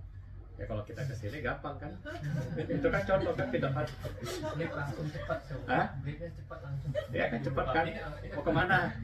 Oh oke, beres. Coba kalau maaf pelit bisa nggak? Boleh, maaf. Ya kan? Nah ini manfaat kita berbuat baik. Ini contoh kita memberi. Itu termasuk nyuap nggak sih, Wan? Enggak, itu kan memberi. Ada yang bilang ya Sumas mainnya suap katanya, membeli katanya. Memberi. Saya sih enggak ada niat membeli sih, cuman ada. Ya jadi dengan kita memberi memang begitu. Itu manfaatnya, kita bakal banyak teman gitu. Karma. Kayak Bante Afam waktu di India kan tiap hari tuh kasih buah-buah ke para Bante kan, Meichi, Bante, siapapun dia kasih. Begitu dia pulang, kita datang, dia tanya, Bante yang kemarin mana? Kok sudah pulang? Sudah kenapa? Iya kita kangen sama dia. Saya kangen kenapa sih? Tanya, emang kenapa? Oh ya tiap hari bagi. Cari. Bante kalau buah-buahan gini ya, kalau Mahayana ada, bukan Mahayana nggak ada yang bilang buat sembahyang, ada yang boleh makan, ada yang enggak. Nah kalau sistem di Bante sendiri gimana Bante? Kalau di kita yang buah altar kita masih makan Kalau yang di altar, kecuali yang buat di leluhur kita kasih ke orang biasa. Bukan orang biasa, itu ya bukan yang kita selaku yang bikin sembahyang. Saya kan yang bikin sembahyang saya. Nah, saya kalau saya sudah selesai saya bisa kasih kalian, karena kan kalian bukan yang support acaranya, istilahnya gitu. Jadi kan kalau yang sudah support acaranya kan dianggap kalian kan sudah berdana buat leluhur kita nih. Masa kita makan sendiri? Nah, supaya bermanfaat kan yang sudah kita persembahkan kita kasih ke orang. Bukan kita makan sendiri gitu. Katanya japingan lagi kan diambil. iya sih. Kalau di luar kan nggak boleh Bante. Kalau kita di luar ya Bante. Karena dulu di Posyen kan banyak ratusan orang, terus itu meja itu sembahyang tuh bisa ratusan Bante. Itu kasih ke orang, orangnya siapa? Jadi akhirnya mereka disimpan di freezer ya, tiap hari lo makan gitu. Tapi ya nggak apa-apa apa lu Bante? Ah itu kan pikiran aja. Kalau saya ya kayak biasa kasih orang aja. Soalnya segitu banyak di gunung mau kasih orang siapa juga nggak ada juga. Nah gitu sebaliknya, kalau di sekarang kan kalau saya yang simpan banyak banget, udah bisa satu setengah ruko tuh Indomie. Iya benar. Kamu nggak mau kita mesti kasih orang. Jadi ya tergantung sikon sih. Kalau saya kasih aja. Kalau kita biasa keputusannya ngasih, kita nggak ambil. Jadi kalau kue-kue yang masih bagus, misalnya malam kan acara Kalau selesai, beras memang bagi nah, itu ya. langsung bagi. Iya sih, ada sebagian bagi, ada sebagian yang untuk anak. Kita semua sih termasuk makanan, minuman semua bagi. Kalau yang buat sembayangan ini leluhur. Kecuali altar, biasa altar itu kita kasih ke umat aja. Ya, altar Buddha gitu. Nah kalau gini, ini kan di Camaupusa Gak apa-apa. Altar. Altar biasa, bukan altar ada nama. kan belum belum Ya, kalau sudah baru maksudnya sembahyang orang meninggal. Kalau sudah sembahyang baru dipindahin, kalau belum kan gak apa-apa. Ini capingan bener. Oh ini masih japingan. Nah kalau kita sudah sembahyang, istilahnya kan kalau ketika kita sembahyang kan kita berdana. Berarti makan Atas dikit tuh nggak nama- boleh ya? Bukan nggak boleh, tapi gini, kan kita mau buat kongte buat kita punya leluhur. Iya. Jadi kan makanya kita berdana buah. Nah sekarang sudah selesai berdana kan, masa kita ambil sendiri. Nah supaya dapat manfaat kan, namanya kita udah berdana kan, kita udah kasih orang sebenarnya, cuman atas nama leluhur kita. Nah kalau yang sembahyang di rumah, sembahyang leluhur kan ada orang kasih holong itu. Nah itu gimana? Itu nggak boleh makan, kasih orang. Ya kalau misalnya ada yang bisa makan ya kasih aja. Ya mungkin barang-barang yang bisa orang makan kasih. Tapi kalau memang yang tertentu mungkin kan daging-daging Misalkan tertentu kalau kan kita leluhur mesti kan- makan sendiri ya Kalau udah. leluhur itu hari meninggalnya kan masak-masak sayur, buah, kue gitu. Hmm. Itu kan kadang masih siapa ya gitu ya? Satpam. Satpam, apa. Siapa satpam ya. Nah kecuali yang daging itu ya mungkin makan sendiri. Makanya kalau di waktu saya belajar Mahayana sama suhu saya sudah dibilang pokoknya kalau mau acara begitu vegetarian aja atau nggak pakai begini. Makanya kalau kita di hari itu sembahyang kita juga altarnya vegetarian. Oh maksudnya bisa Baginya gampang. Nah baginya gampang. Kalau kita kalau hari sembahyang ini sudah vegetarian, sudah nggak ada daging lagi. Di altar juga kita nggak pernah kasih daging. Iya. Oh berarti di asal Bante udah nggak berdaging. Nggak pernah ada. Wah, iya. Keren. Ini berarti masih PJ atau masih makan sesuai yang Oh, kalau saya masih Durasi. Makan. chattingan aja. Karena kan kita kan pindah patah kan tergantung orang kasih. Kasih. Ya kan, dia kasih ada daging masa kita buang. Iya. Ya, dia ya udah kalau misalnya mereka Iya. mereka kasihnya VG ya makan VG juga. Iya. Jadi kalau misalnya di altar sih kita sudah nggak ada yang ini bernyawa gitu, nggak ada. Bagus ya. Paling susu masih, kalau susu gandum gitu-gitu kan memang apa tradisi untuk sembahyang pakai itu kan, jadi kita taruh, tapi yang lain sih enggak.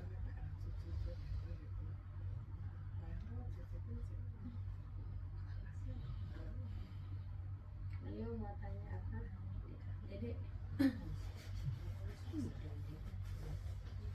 Apa? Dede mau tanya apa?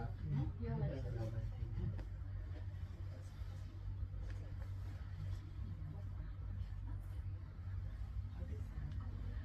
Apa ya? Mau tanya apa?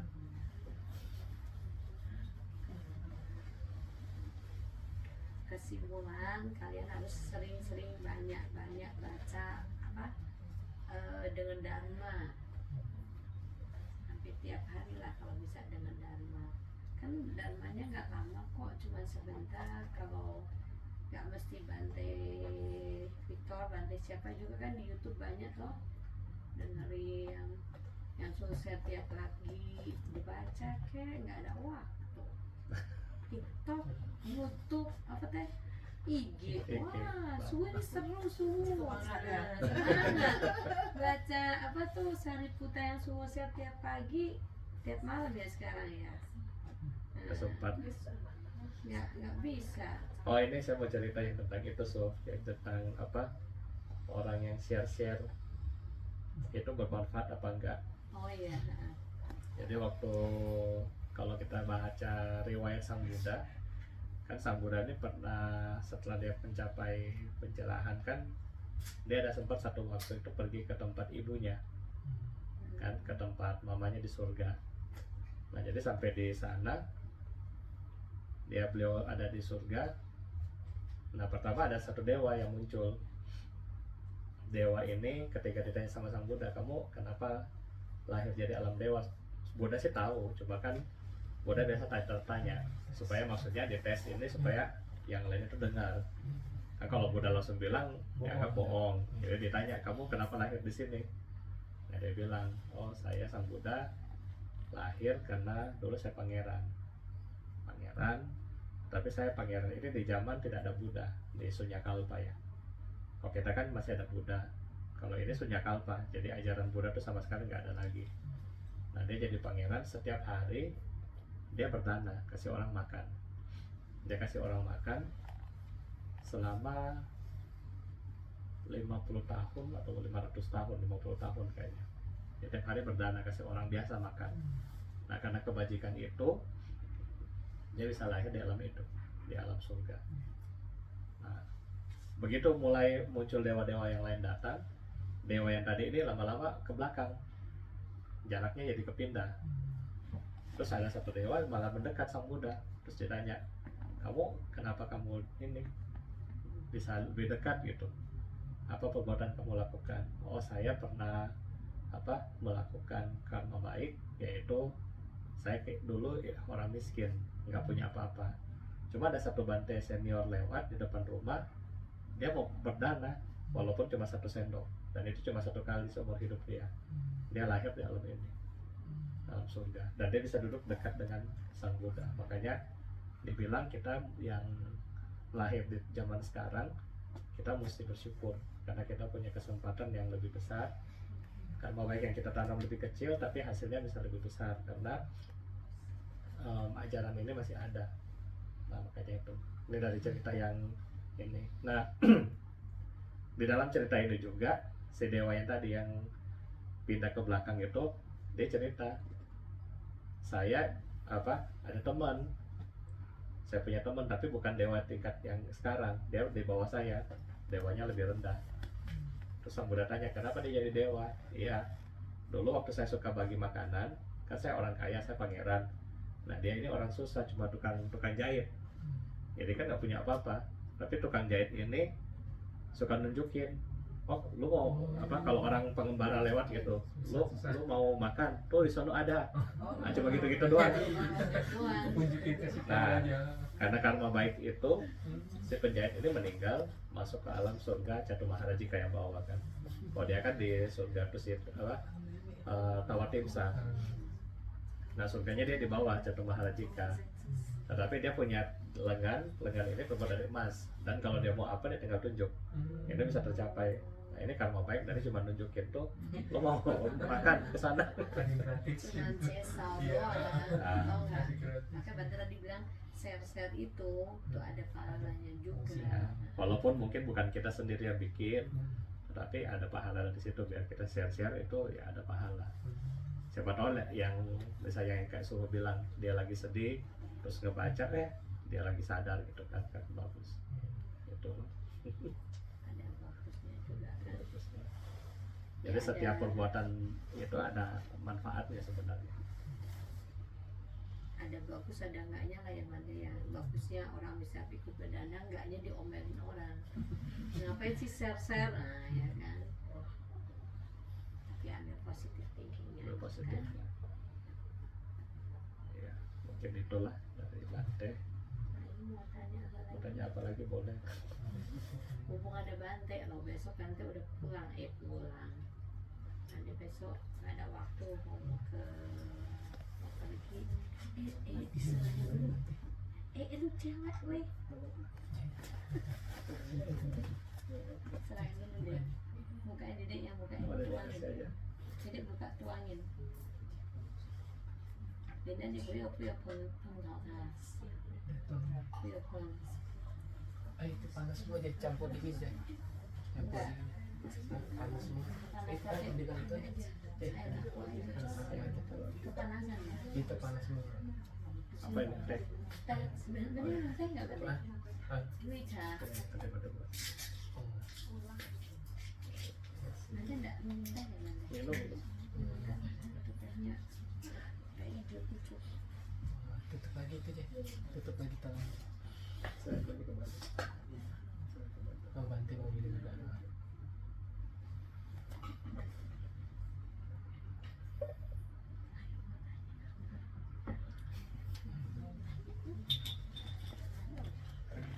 Semua nanti.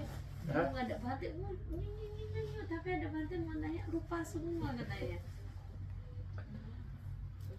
Ini mana?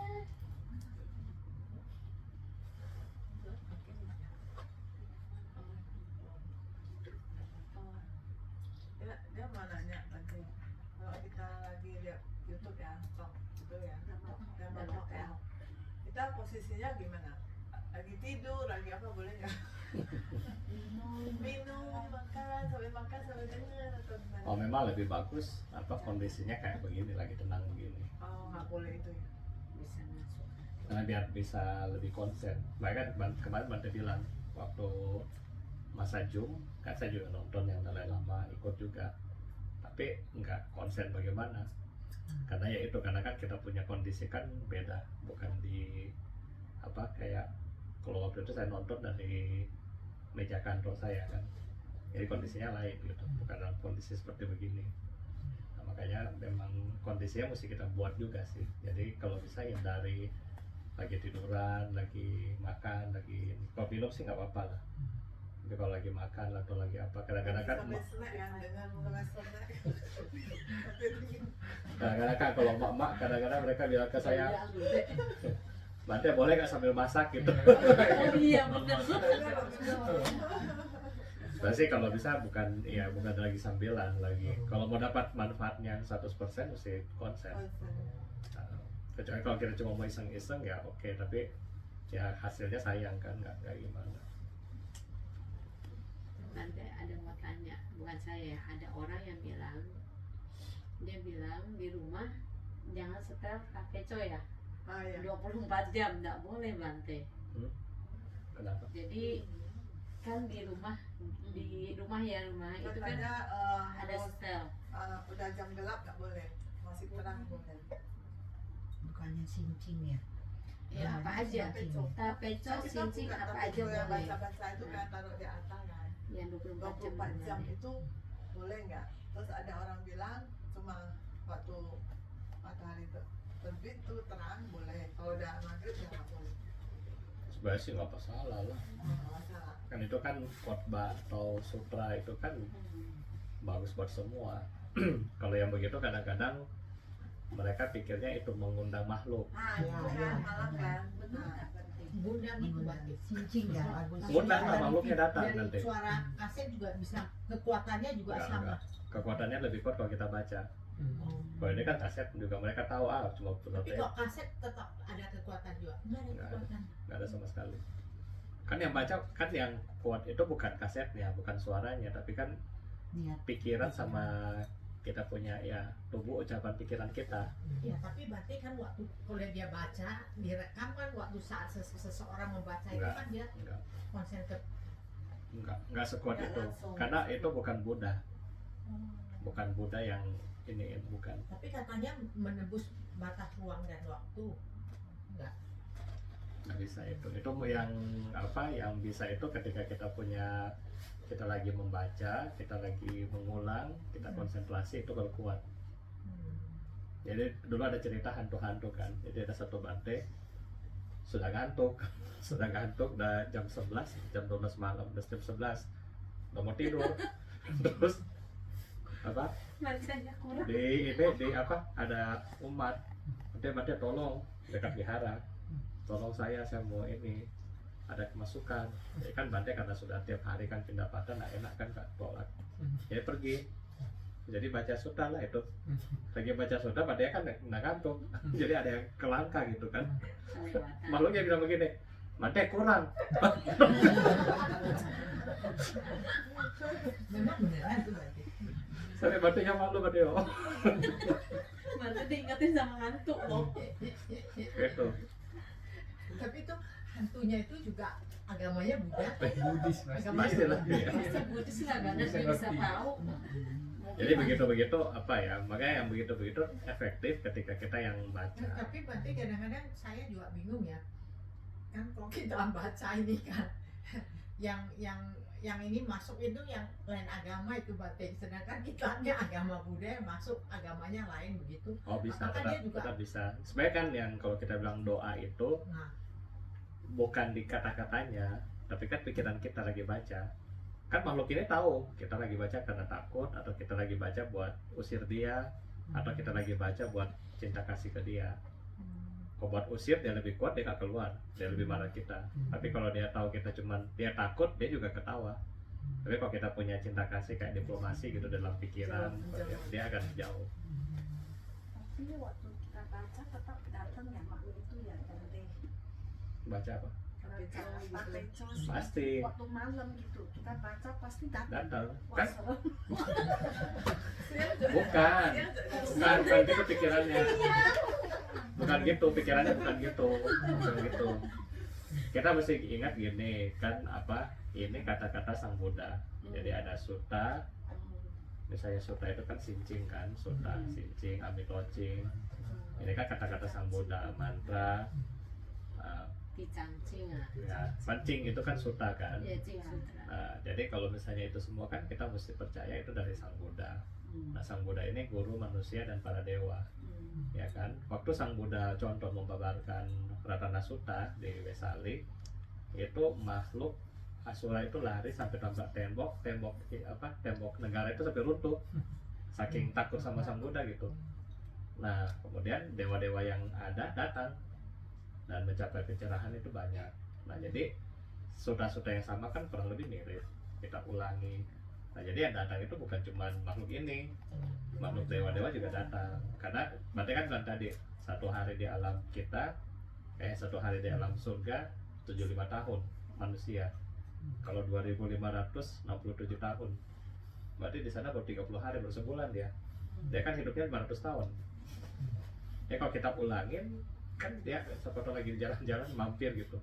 Nah kan bagus. Nah jadi kita punya kuijin loh besok-besok. Jadi Bante kalau pelimpahan jasa kita limpahkan kepada makhluk yang tidak terlihat lah, yang terlihat lah ya. Semua di rumah Di rumah. yang ada hubungan karma, leluhur, Yang ada hubungan karma. ya leluhur, musuh, apa cincang apa Ya itu? cing. Dia cinta Ya cinta itu Cincang. musuh nggak bisa. Ya cing saya Ya cuma. hubungan karma, 祖先啊， terus apa Ini. para dewa Cinta apa. Tuhan. Nah, ini semua kita limpahin jasa kita, perbuatan baik loh, bisa biar semua bisa dapat manfaat. Ya nggak usah takut kalau udah baca-baca gitu mah.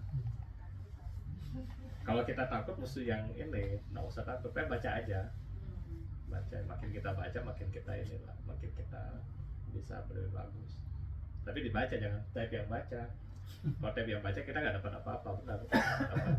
Tapi waktu terang baca sama malam baca beda nggak ya? Lebih Oh. banyak malam datang. Pagi nggak ada datang. Enggak lah, selama kita nggak sembahyang arwah itu nggak ada yang datang. Biasanya kata orang kalau kita baca Pateco itu pasti yang nggak kelihatan tuh pasti ikut Datang dengar. dengar. Pasti itu ada, tapi bukan yang bahkan Manda bilang yang datang juga ada yang dewa, ada yang manusia yang apa, yang itu juga makhluk itu. Dan karena kita punya niat bacanya bagus, walaupun dia datang, tapi dia datang untuk mendengarkan yang baik, bukan punya niat yang buruk gitu, bukan. Mengganggu kamu. Jadi bukan ganggu kita, tapi malah dia datang untuk apa? Kayak Ikut dengar. sekolah, ikut dengar gitu. Nah, terus manfaat dari kita baca parita itu atau baca sutta itu bagus. Contoh yang ada cerita tentang apa? Mungkin Cindy pernah dengar 500 kelelawar. Pernah baca nggak itu ceritanya? Pernah nggak baca? 500 kelelawar. Jadi di zaman Buddha, sebelum Buddha Sakyamuni ya, di zaman Buddha sebelumnya ada 2 bante, dia tinggal di goa, dia baca tuh tiap hari Abhidhamma. Nah, dengan apa kelelawar, kalau bandenya baca ini tenang, 500 kelelawar tuh tenang, nggak asik. Nah, setelah dia baca apa, setelah masa hidup kelelawar kan selesai, mati 500-500-nya lahir di surga, hanya mendengar ini sutta kan. Nah, manfaat berikutnya setelah dia apa dari 500-nya di alam surga, begitu Buddha Sakyamuni turun, 500 ini turun jadi manusia cowok semua. Nah, ketika Sang Buddha membabarkan, nah ini tadi sambungnya cerita tadi, membabarkan Abhidhamma di surga Tawatimsa yang tadi ketemu dewa dua itu, ya kan? Nah, Sang Buddha kasih pesan ke Bante Sariputta, kamu di bumi kamu ngajarin. Nah, Bante Sariputta ngajarin ke 500 orang ini, langsung jadi arahat, cuma dalam satu kali pengajaran. Nah, kenapa? Karena Bante Sariputta adalah Bante yang dulu di goa itu, sama memang sudah sama mereka. Nah, jadi tinggal ketemu vlog. Jadi ada manfaat, kita baca-baca doa itu ada manfaat. Iya, ketemu lagi. Siapa tahu Main setelah ketemu Bante tercerahkan. Jadi udah nggak nawar jam. Nah, nomor jam.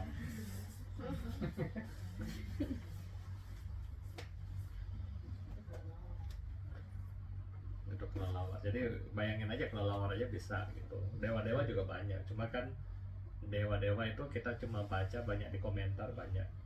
Apalagi kan kalau di Mahayana punya sutta udah jelas kan, waktu Sang Buddha sincing kan, ketika Sang Buddha berada di Bukit Wijakuta, dipenuhi dengan para bodhisatwa, para dewa, apa kan banyak. Nah, bayangin aja kalau kita lagi ulang-ulang ini sutta kan, itu yang dengar-dengar dulu kan masuk lagi datang. Dan sudah pasti kalau dewa besar yang datang, istilahnya yang makhluk-makhluk yang ada niat buruk ke kita nggak bakalan dekat. Karena begitu Buddha itu datang di Vesali, begitu menginjak kaki di Vesali itu, makhluk-makhluk yang lagi makan mayat itu langsung lari. Belum ngomong apa-apa, baru injak kaki. Nah, karena Sang Buddha datang dengan dewa-dewa yang lain, jadi begitu dia injak, yang ini langsung lari. Nggak tahu kan, langsung pergi gitu. Makanya di Vesali ketika Sang Buddha babarkan Ratana Sutta, cuma satu kali baca, suruh Bante Ananda yang kepret di itu, habis itu langsung bersih kotanya dari penyakit.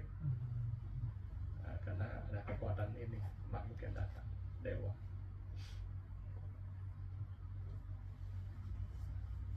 Yang mesti sering baca doa. Oh, ini sudah kuliah? Belum, masih kelas berapa? 12. Oh, kelas 12. Kalau ini sini punya teman? Oh, ada kali ini. Seumuran.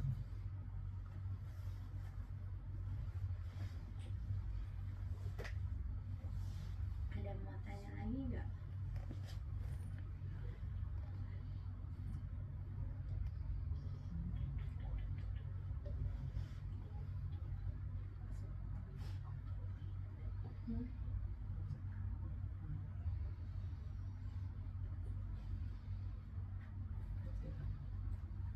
Nanti kalau di Bante gitu ada nggak sih Bante kayak pakuan saja apa ya?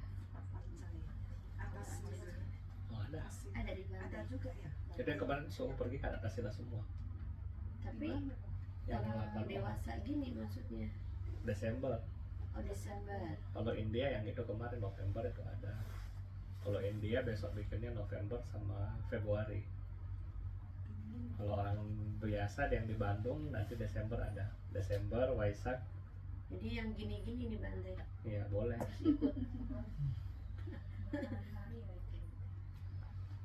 Kita 10 hari. Red ya. Bapak jalan. 10 hari Ali udah Bante kalau atas Betul. ada versi Theravada gimana ya? Kita kan biasa ikut yang tantra, yang monman, atas sila. Kalau yang Theravada gimana? Sebenarnya kita sama, nggak nggak? beda jauh. Sama.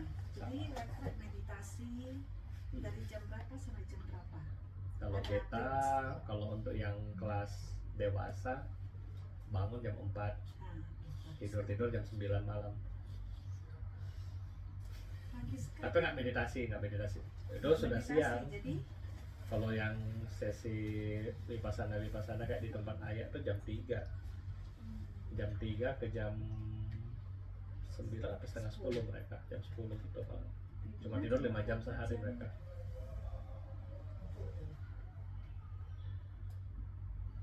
Tapi kalau kita lebih santai lah, tetap ada masih istirahat, meditasi, campur si ceramah, campur ceramah, iya, jadi biar nggak bosan. Nah kalau orang-orang sekarang kalau langsung meditasi full dia nggak biasa, susah. Iya. Tetap ada ini nanti pusing sendiri, Kabur. kabur. 10 hari, sehari aja nggak bisa. Bisa. Nanti coba cari waktu 10 hari. Kabur ya. Bisa. Hah? Tapi nggak boleh. Ngobrol boleh. Wajib ya? Ngobrol Coba boleh. 7 ya. Nggak boleh. Pokok diem lah. Diem, HP semua hilang semua. Nggak boleh. Makan juga ada aturan semua. Makan 2 kali, pagi sama siang. Sore paling ada tea break.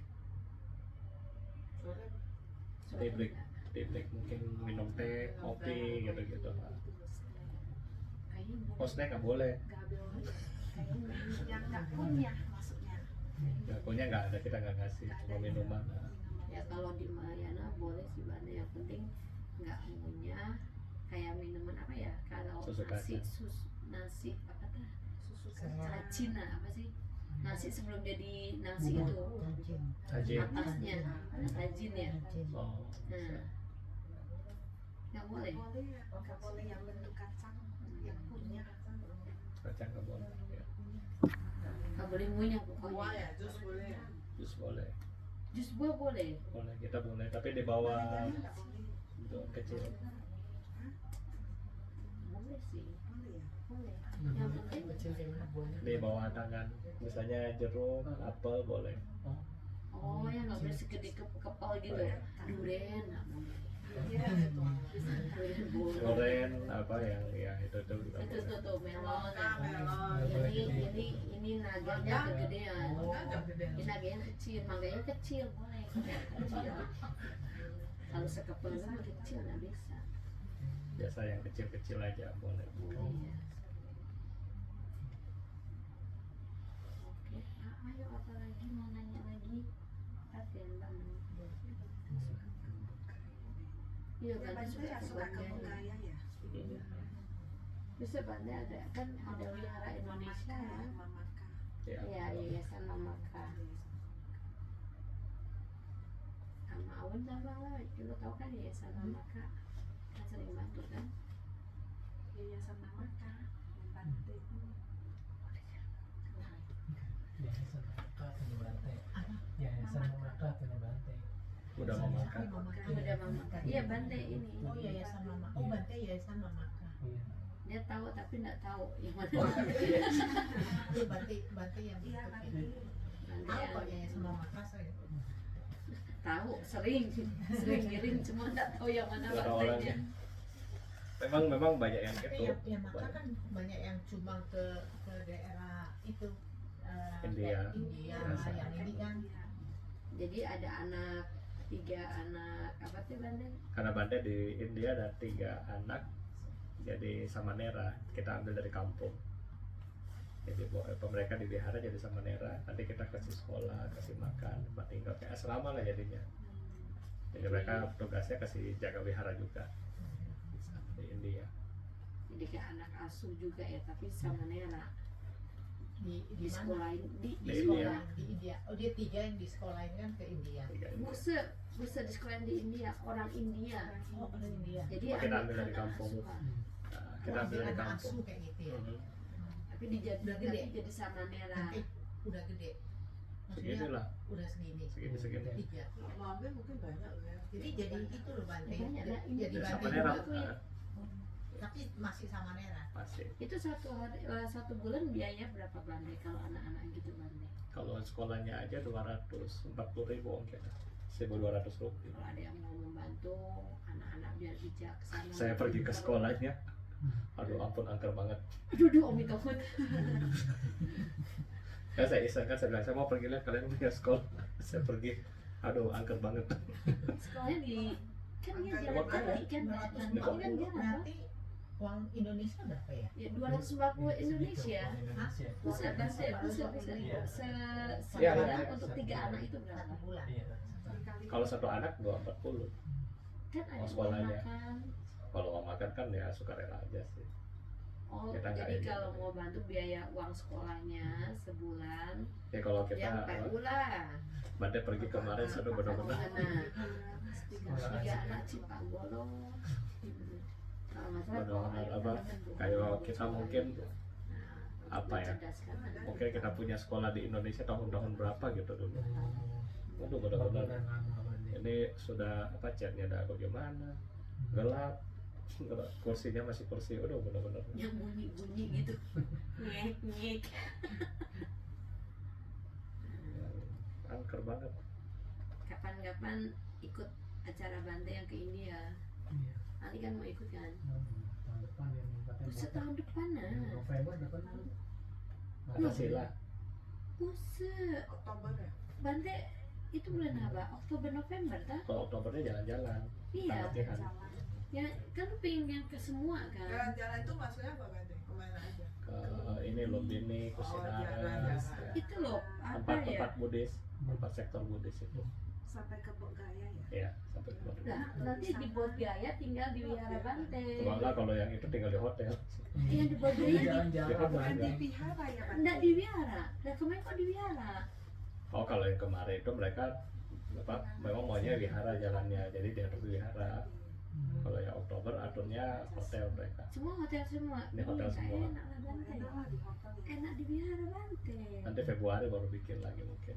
Waduh, kali. Februari dingin Oh, iya. ya.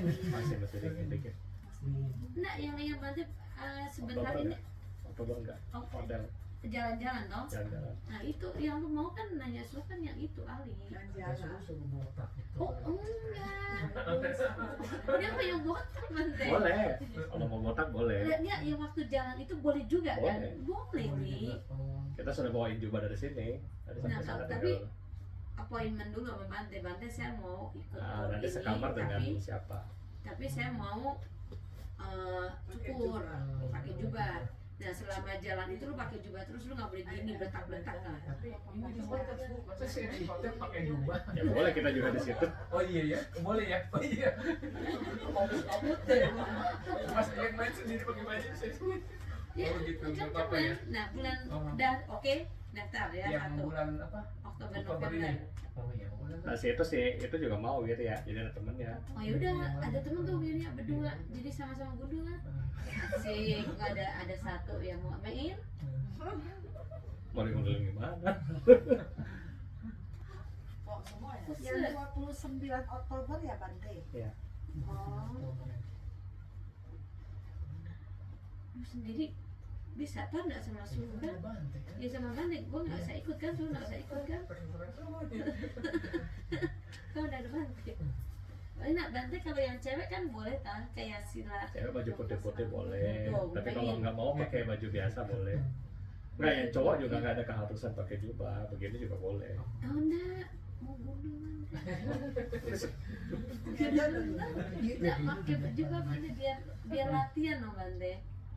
Ya. Nah, Ngomong di enak. tempat suci kalau kita melatih diri kan Tuh, karma baiknya lebih banyak. dengerin. Dulu saya waktu pernah dengar komentar dari apa Lama Sopa Rinpoche kan, dia kan memang suka begitu.